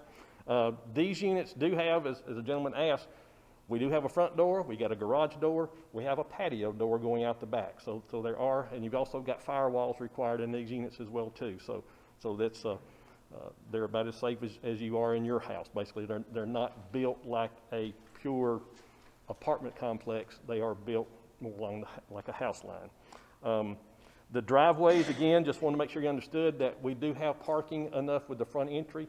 We are 22 feet from the edge of the garage to the sidewalk, then the sidewalk to the road. So we've got 22 feet there. The F-150 extended cab is about 19 feet. So we've got extra feet, so it's not going to be parked in the driveway blocking the sidewalk. That ticks everybody off. And so you've really got, with that extra, you got the sidewalks are 5 foot, right, Jason? Yeah, 5 or 6. So anyway, so you got that. So the driveway itself is going to look like 27, 28 foot long. So it's not just these are slammed just up to the road as you come in. So just wanted to point that out as well. And with that, I'll be happy to answer any questions. But we do want to work with our neighbors, great folks. That's really a cool neighborhood that they have behind us. But this property is never going to be developed like that. It's just not going to. And so this is an option that we think is viable. We think it will be productive and add to the community, and being HOA maintained for exteriors and yards, it's not going to look run down 10 years from now. It's going to look just like it does when it's first built. So we think it's a good product, and we're going to continue having conversations with our neighbors, and hope you'll approve us. Thank you, Mr. Peavy. Sorry. Do we have A a couple question? of questions. Could you repeat the price range? Did you say that your units are starting in the high 200s? They will, the high 200s, like get there quick if you want one, because they're going to be in the 300s pretty much. But we'll get one in there at $299, $999. That's a very high price for a young professional. It's the way of the world right now. I mean, it's I'm amazed by it too, but with the interest rates where they are, and the financing capabilities out there, and the jobs in the area, we can't deliver these for $250. We just can't do it, or anything below that. There's just no way. Again, with the way that Meritage builds their product as well too, it's just not doable. And we think majority of these are probably going to sell in that 320 plus range. Okay. Different world. My first house was $55,000. You know, I didn't think I was ever going to pay that off. The character of the area is low density. I have some real concerns with the density of this particular complex. Was it 101 units? 101. Thank you. Thank you, Mr. Peavy.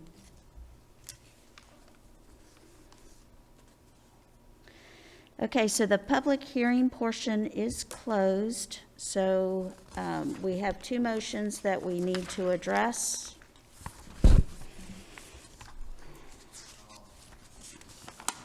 I think in this circumstance, if obviously if you fail to approve or you deny the LUP, nothing else is required.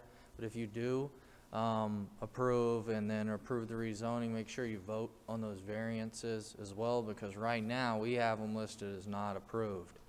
Also, if there is a vote for approval, I'd like to add that an 8-foot high opaque fence or 6-foot high opaque fence with a 2-foot berm be built along the border of a property where abutting residential uses, except in the case of utilities or stormwater easements, which he was talking about. I want to make sure that we basically hold them to the fire on that. And what's the other concern?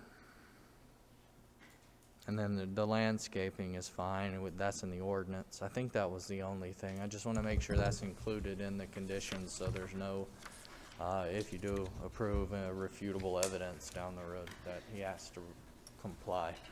Jason, I didn't see where in the conditions that it's private streets. Does it need to be? You can add it in there.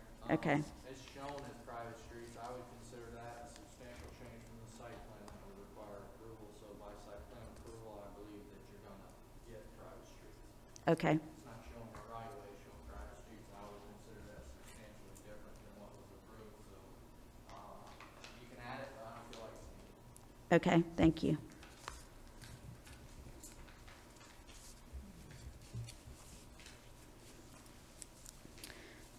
Is there a motion on the LUP? Motion to deny LUP 20-03 with reference to ordinance 2021-05. Okay, there's a motion to deny the LUP. Is there a second? Second. There's a motion and a second. Any comments by council? I would have to say that I also have real problems with the density of this plan. I know I live in an older neighborhood that's about the age of the Lanier Forest neighborhood, and this is a struggle for me to see something with this density going in next to a long existing residential area. I'm really struggling with it, to be very honest.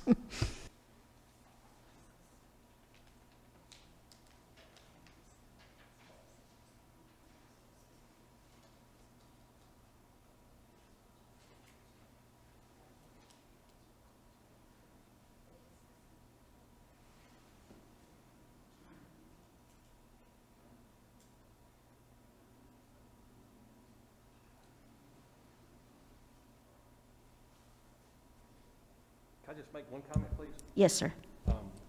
Hearing the concern, and today's world is just hard to have good communication with all the masks, and you can't come around to see people. I understand. And talk to everything. We're getting a good rapport going with our neighbors and stuff. Could we table this so that we can continue conversations, and we'll be happy to get with staff, or we'll be happy to contact council members and just, this property's for sale. Something's going to happen to it. It's not going to be developed as commercial or office. I'm not sure if it will ever come in as single-family detached, but we're happy to continue a conversation and see if there's some common ground that we can make work, and maybe we have to go back to the property owners and have some further discussions on something there. So we've got the book open, and so we're willing to try and do a little bit more if we can, but I'll leave it up to you. Thank you, sir. Ms. Linsky, would you consider?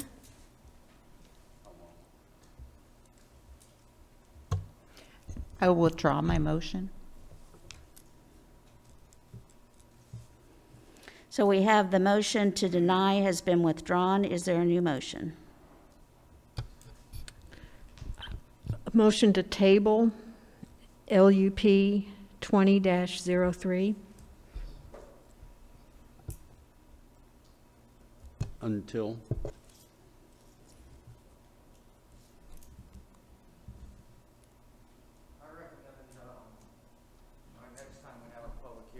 Second reading, so it'd be whatever that fourth date in March is. March 20, whatever it is. So the second meeting in March, which would be I'll give you a date here in a second. Yeah. That'll give us some till time. March 22nd, Good, yeah. Thank you. so that we can get some additional input on this. I'll second. So there's a motion to table LUP 20-03 to March 22nd, and a second by Mr. Warner. All those in favor, please raise your hand. That is 6 in favor and none opposed. So the matter's tabled until March 22nd.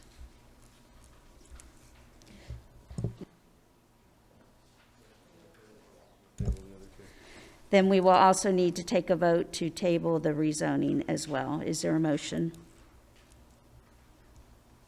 Make a motion, go ahead.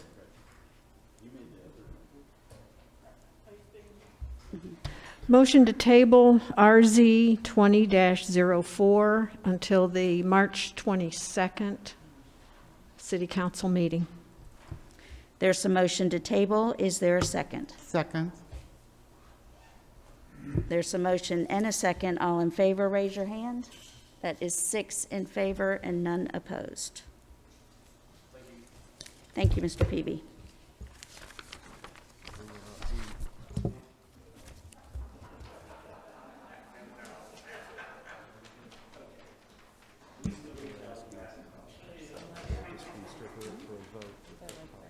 For anyone that's still here for that one, since that's been tabled, this was the public hearing, so there will not be another public hearing at that one, at that next March 22nd meeting. So if you have issues or concerns, you're always free to email your council members in advance of any future meetings, but we won't have an open public hearing like this one tonight. Not tonight. Yeah. Okay, so moving along, we now have item C, second reading, SUP 20-03, consideration and recommendation on application by Melvin Lee Harris, applicant for the Love Center Family Ministry, and MCRE Management Partners LLC property owner requesting a special use permit for a place of worship located in Suites 2124 to 2130 of the Fountain Square Shopping Center, zoned BG General Business District at 2110 McGee Road, Snellville, Georgia, tax parcel 5007-230. Mr. Thompson. Thank you, Mayor. Once again, this is an SUP for place of worship. It is in the Fountain Square Shopping Center, but the northernmost portion of it, as you guys all know, the shopping center is basically split from the Fountain Square Business Center, and then one adjoining use to that building, and then is owned by another company called the Riger Associates out of Dallas, Texas. The applicant that we received on the application was Melvin Harris Sr., pastor of the church. Just a little background, we received the application for 4 tenant spaces that are basically total up to nearly 7,000 square feet of space for the applicant. The subject property is zoned BG. And the zoning to the north is office professional, to the east and west are BG, and while the properties to the west are zoned RS 180 or RS 30 these days. And just a little background, back in 2008 when we had the Great Recession, the council kind of relented and started to allow these places of worship into these commercial strip centers to continue a revenue stream while they were all fighting to just survive. And that's what led, I believe there's 3 or 4 churches there at the time. But once we came out of that, later, about 5 years later, we started having issues again with these smaller churches going in. And it wasn't necessarily in their initial occupancy, it was down the road. It was when they were successful and continued to thrive, and membership rates went up, and then it tended to cause major problems with the existing tenants. So in 2018, Mayor and Council basically created an amendment to the Snellville zoning ordinance that regulated places of worship, and changed it from a conditional use permit to a special use permit. So we could look especially at these projects and kind of take them case by case and see where, if they're appropriate or not. It also provided for standards. The first one being that the site shall be 5 acres or more, which in essence the entire site is, but the acreage of those tenant spaces are not. All such facilities shall have frontage on the street of at least 250 square feet. This shopping center piece does not, but if you add them both up, both entrances, you get there. But there's no denying Highway 78, and even McGee is a very busy road. Parking is not to be located in 50-foot. And something about a planning ordinance which isn't applicable.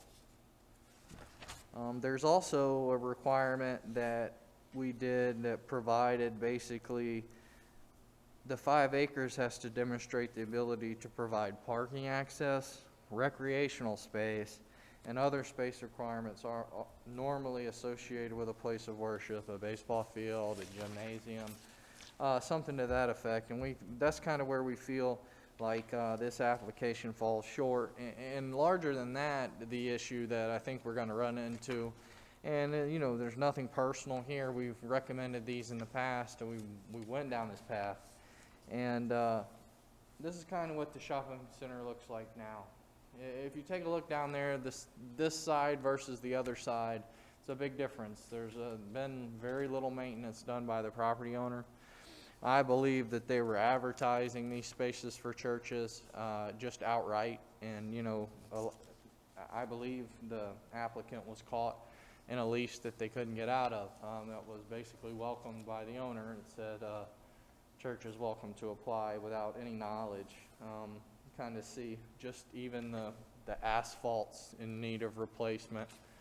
And then you got 7,000 square feet of parishioners adding to that. Here's kind of the tenant spaces that are there, and then here's the layout that kind of shows, basically the whole end that they're going to have. We've got a parking count here, and some of them are vacant. I know that if Councilman Warner was telling me there was a dance place down there now, and that there was a lot of people, a lot of traffic there. So you got 91,000 square feet overall, and the spaces around that we showed you are theirs, and they also have a parking easement with the application or the owner next door. But you guys have been down there recently. He's got most of his used car salesmen have those spaces locked up, and then we approved a permit for like the senior care facility next door. They take up a lot of spaces. So while our concern, it has nothing to do with the applicant. It's more to do about the type and the amendment that we made in 2018 to deal with these situations. And based on the code, it doesn't meet the threshold for approval. So we recommend denial based on the failure to meet the special use requirements. And I'd be happy to answer any questions. Any council questions for Mr. Thompson?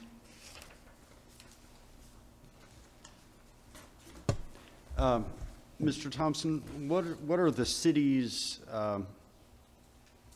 what can the city do about the fact that the property owner is clearly leasing property for uses that the property is not zoned for? And what? We spoke, Butch and I, to the owner after the fact.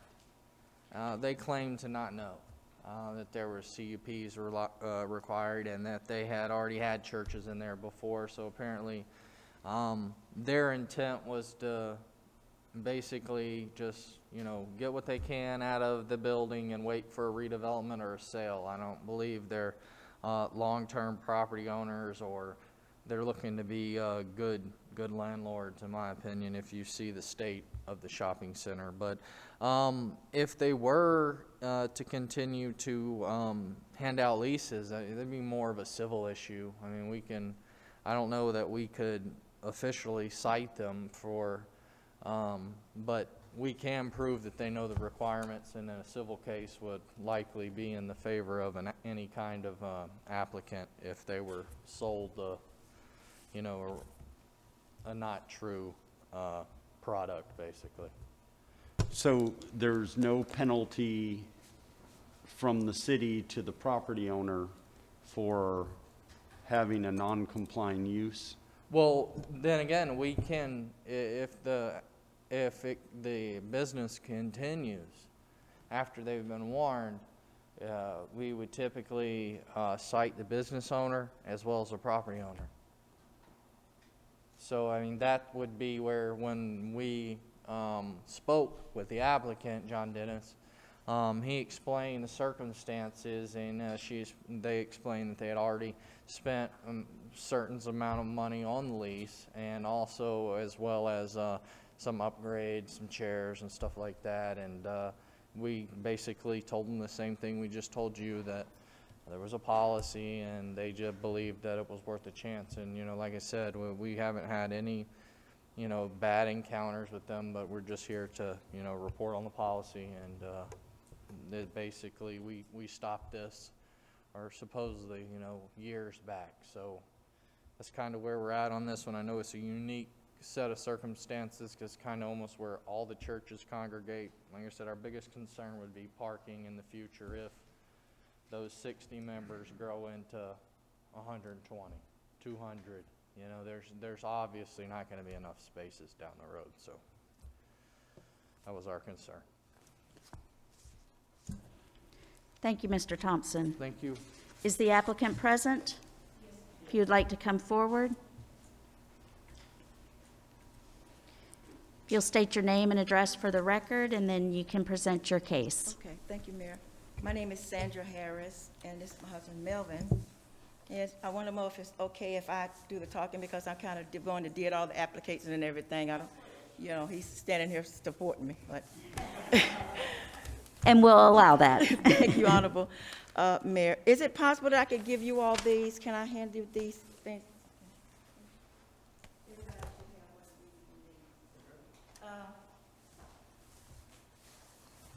Okay.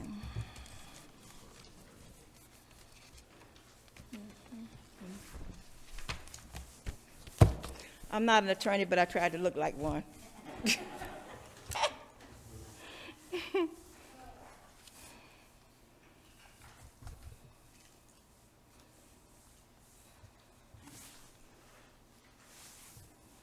Okay, I just want to just kind of just tell you all, first of all, I just give respect to the planning and zoning director and can appreciate what he was saying and all.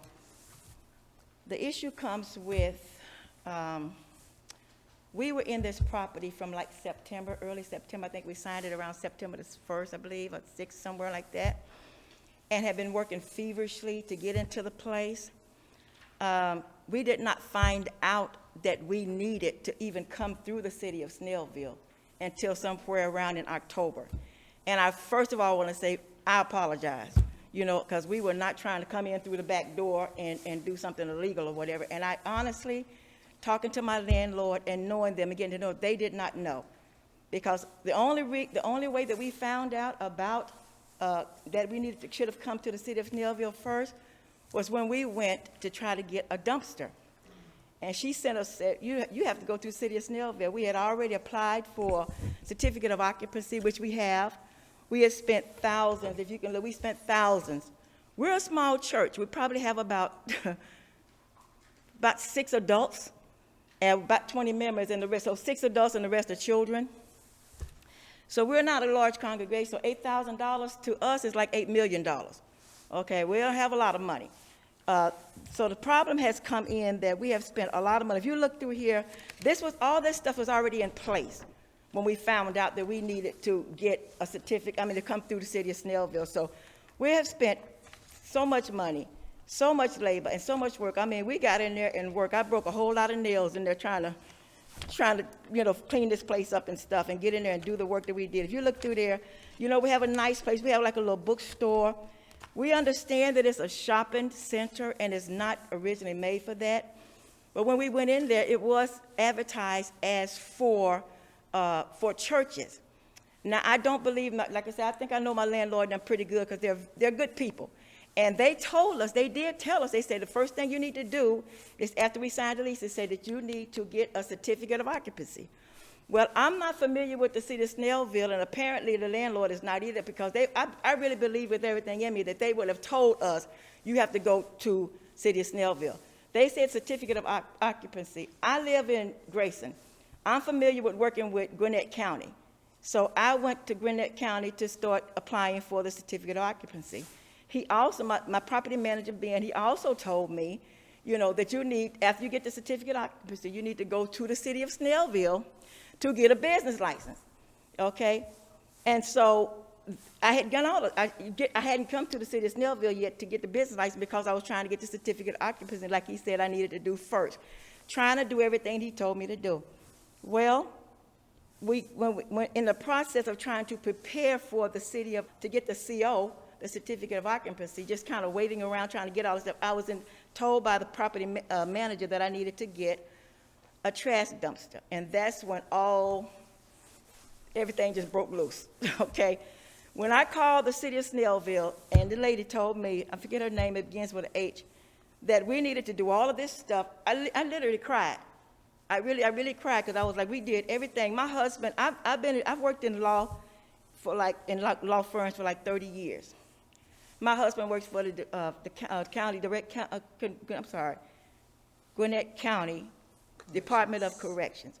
So we're law-abiding, okay? And I believe the way our landlord has worked with us, it had been stated at one time that sometimes landlords kind of put people in places and, try to get the little money or whatever, but they're not like that.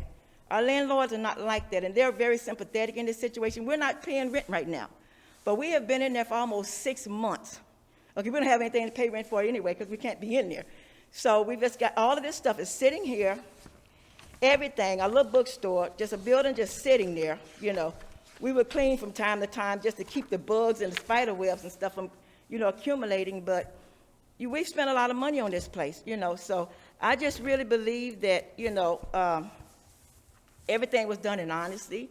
I don't believe that the landlord and them will be telling people. I think they will tell them now what needs to be required because they've been stressed out with this whole thing and they feel so bad for us.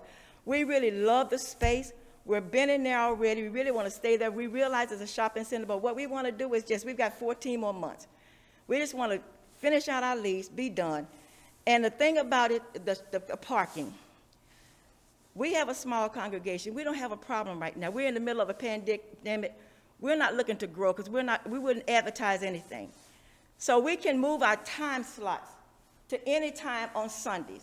We can even have services on Saturday, you know, to get out of the way of the parking. So that's not an issue for us, you know. So, you know, we would work with the other tenants there to see what times we could come in that would not be in the way of them. You know, we're not planning to stay there. We just want to go in, you know, have our services whenever, you know, whenever time slot we can, and just move on in about 14 months. Our lease is for 2 years, you know, but had we known any of this stuff, we would have never signed a lease. And I really don't believe the landlord would have allowed us to sign it had they known. You know, now that's just my take on them. I've only known them for about 6 months, but they are really good people. And they were telling us, you need to get this, you need to get that. And I believe they would have told us everything that we needed to get. They just did not know. I think that they were under assumption because this property had already had a special use permit, because it was called something. I think I put it in my paperwork, the name of the place that used to be there had that already. So, I mean, they just didn't know, because when I finally found out and told him, he was like, what? That doesn't make any sense. I don't understand.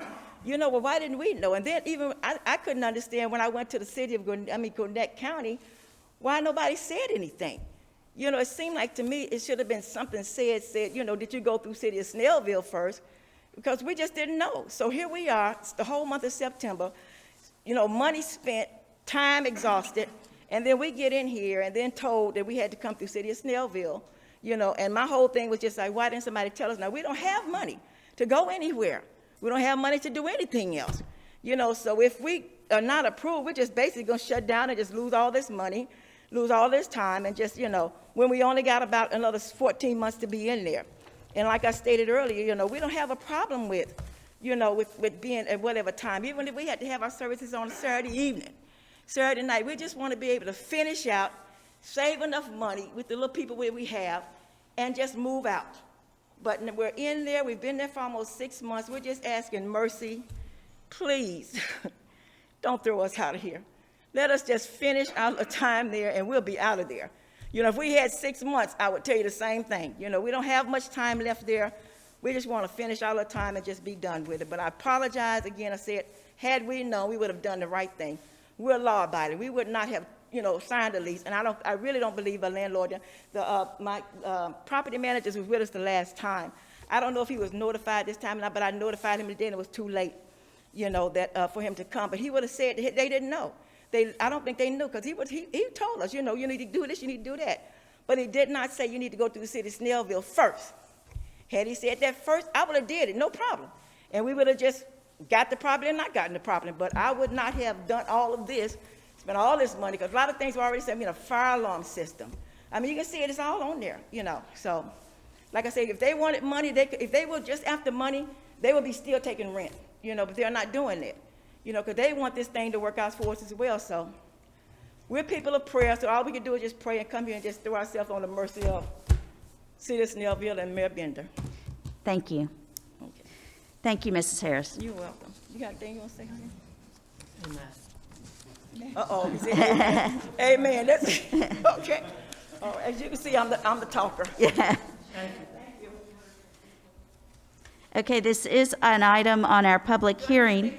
Nope, you can have a seat. This is an item on our public hearing, so we will open the floor to public comment. If anyone would like to speak for or against, please step forward. State your name and address for the record. This is Just very quick question. Kurt Schultz, 2027 Tanglewood Drive. This is not yay or nay for the church. This is aimed toward the property owner, and it's my understanding that religious organizations do not pay taxes in the city, and I'm just wondering, in this instance, would the property owner be deducting that square footage from their property taxes? Is this a way they are trying to get out of paying taxes by advertising for churches to come in? And if that's the case, something should be done, about that property owner. So that's all. Thank you, Mr. Schultz. Anyone else that would like to come forward and speak for or against or make a comment? Seeing none? Okay, I will close the public hearing portion. Just given the circumstances, if you guys do vote to approve, I think in that approval ordinance, we should have that sunset provision for the remaining time of their lease, so that it's not automatically grandfathered into another church use if they're amenable to that. I don't have any issues with that. Like she said, with COVID in place, we're probably not going to be growing in huge numbers, and I think would help quell the traffic too in the future. I don't have any problems with that if you guys wanted to go that way too. Thank you, Mr. Thompson.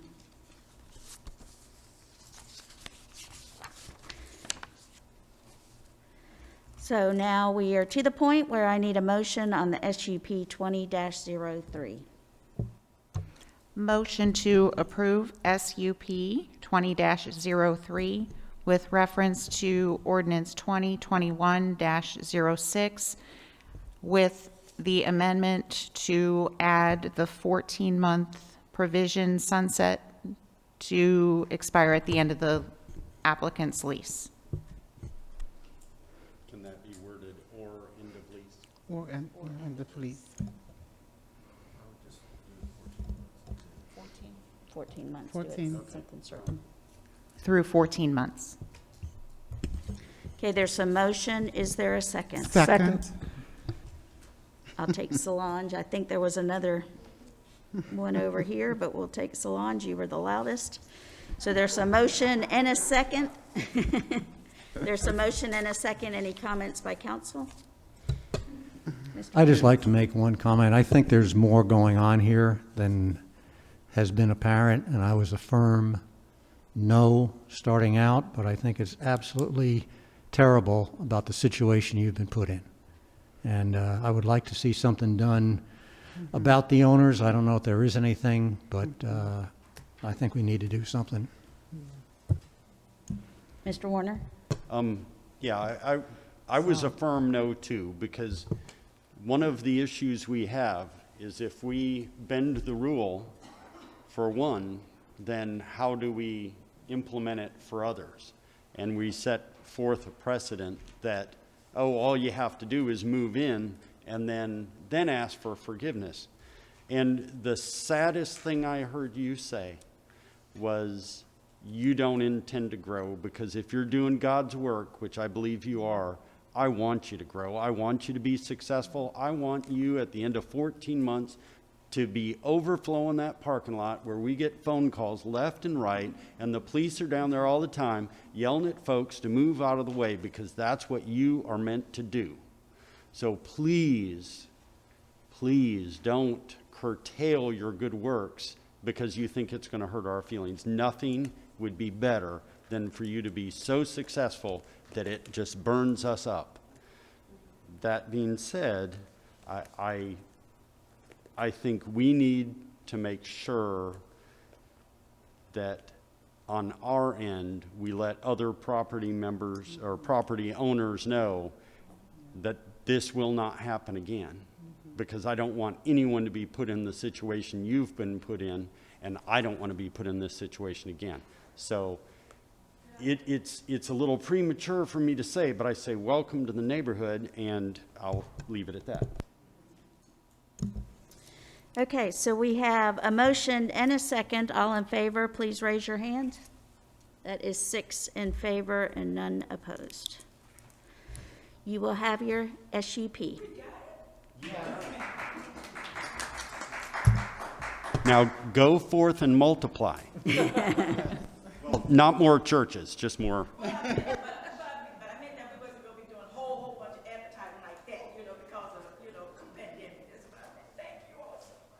God bless you. You're welcome, Ms. Harris.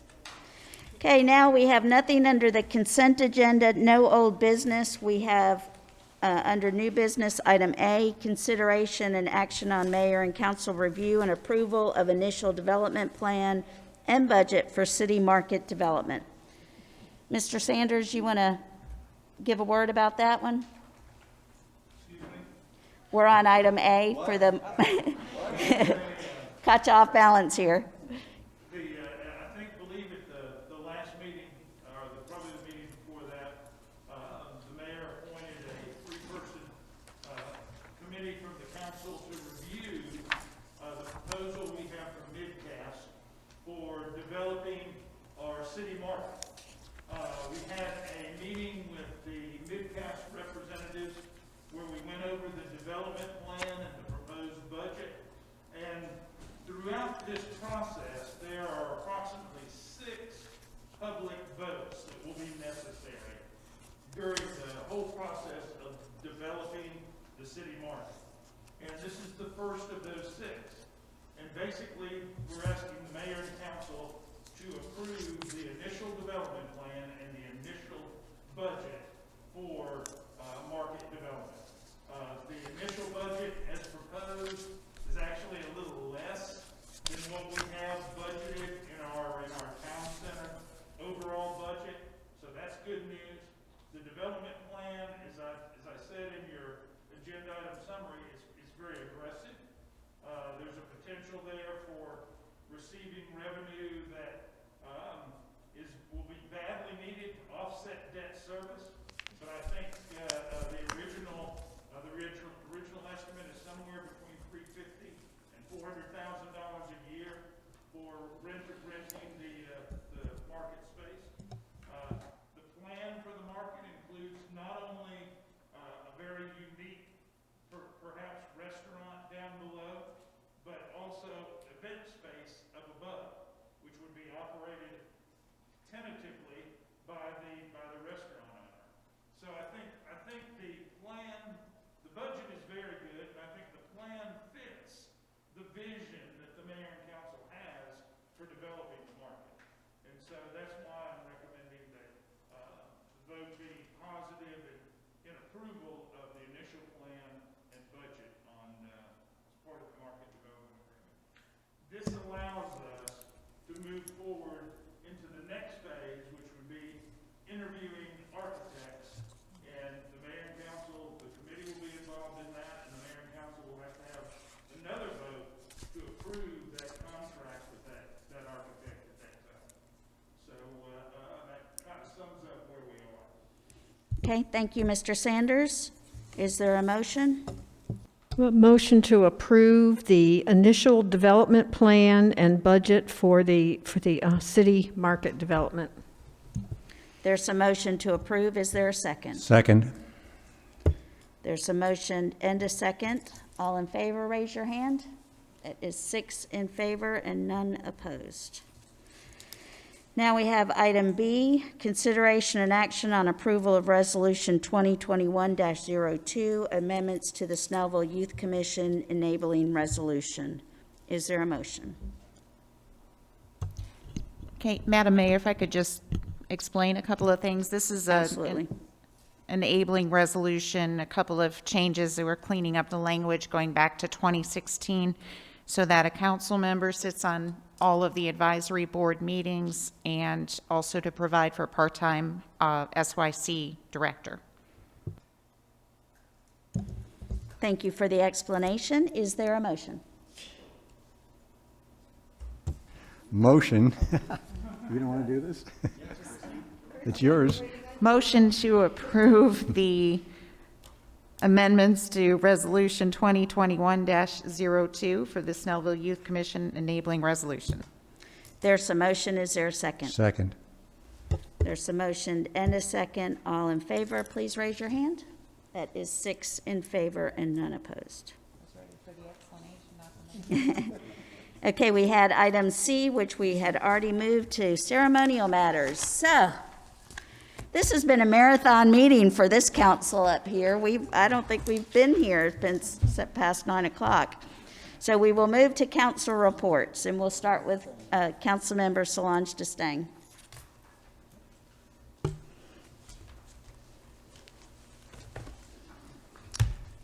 Okay, good evening, everyone. Thank you to all who came out and showed us your support tonight. Gosh, it was so good to see so many of you.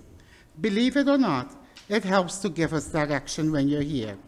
I understand that there might be an overflow, maybe some people are still back there, and we just want you to know that we acknowledge you as well. COVID issues continue. However, I'm very pleased that tonight, everybody who attended our council meeting adhered themselves to the COVID restriction of City Hall.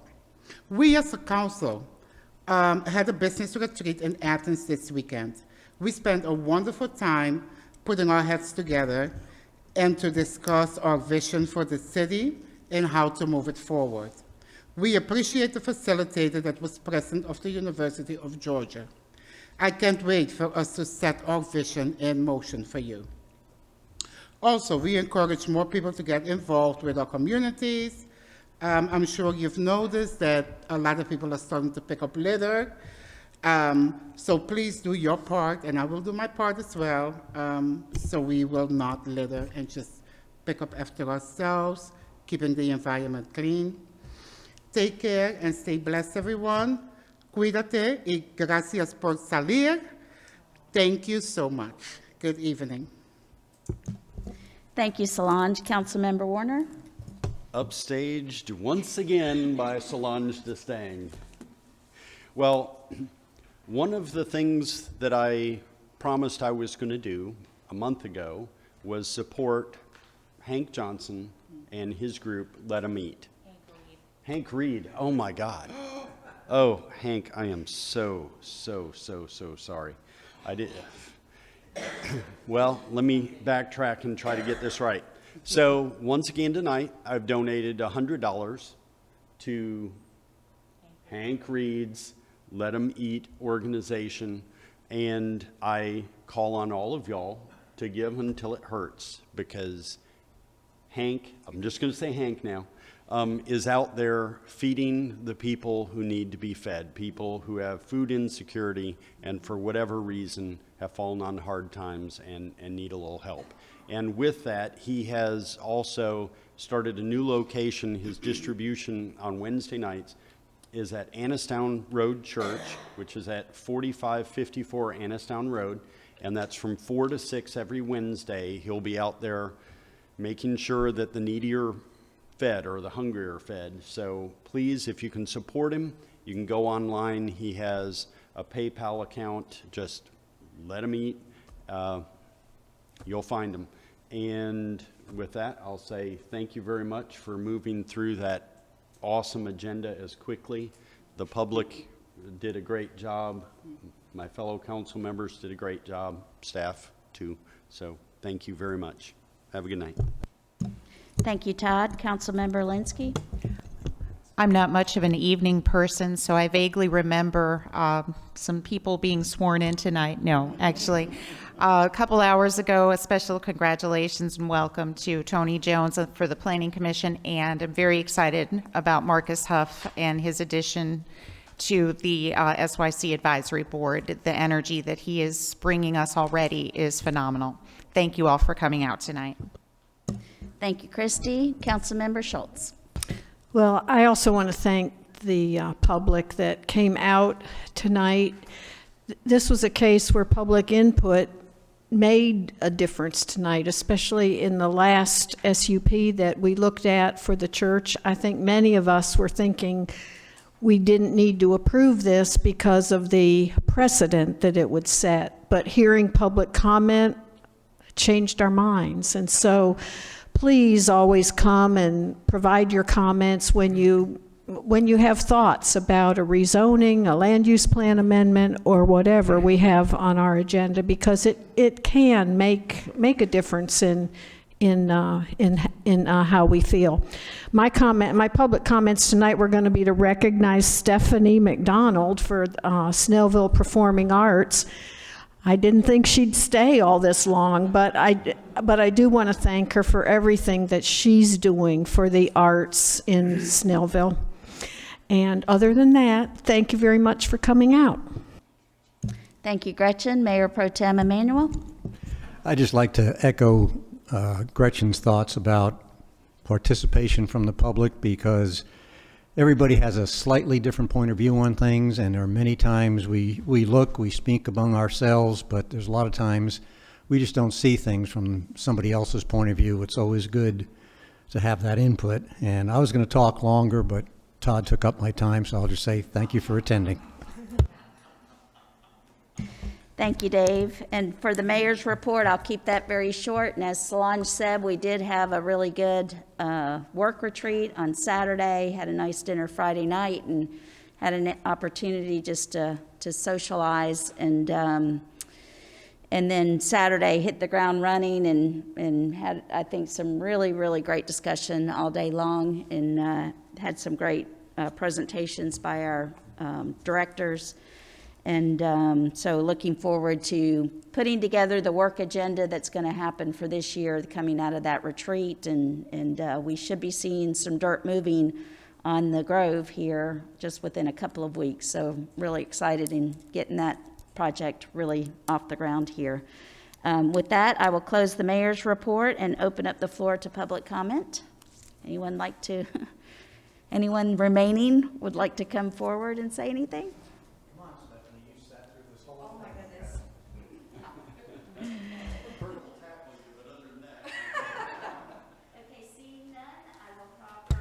Motion to adjourn. Second.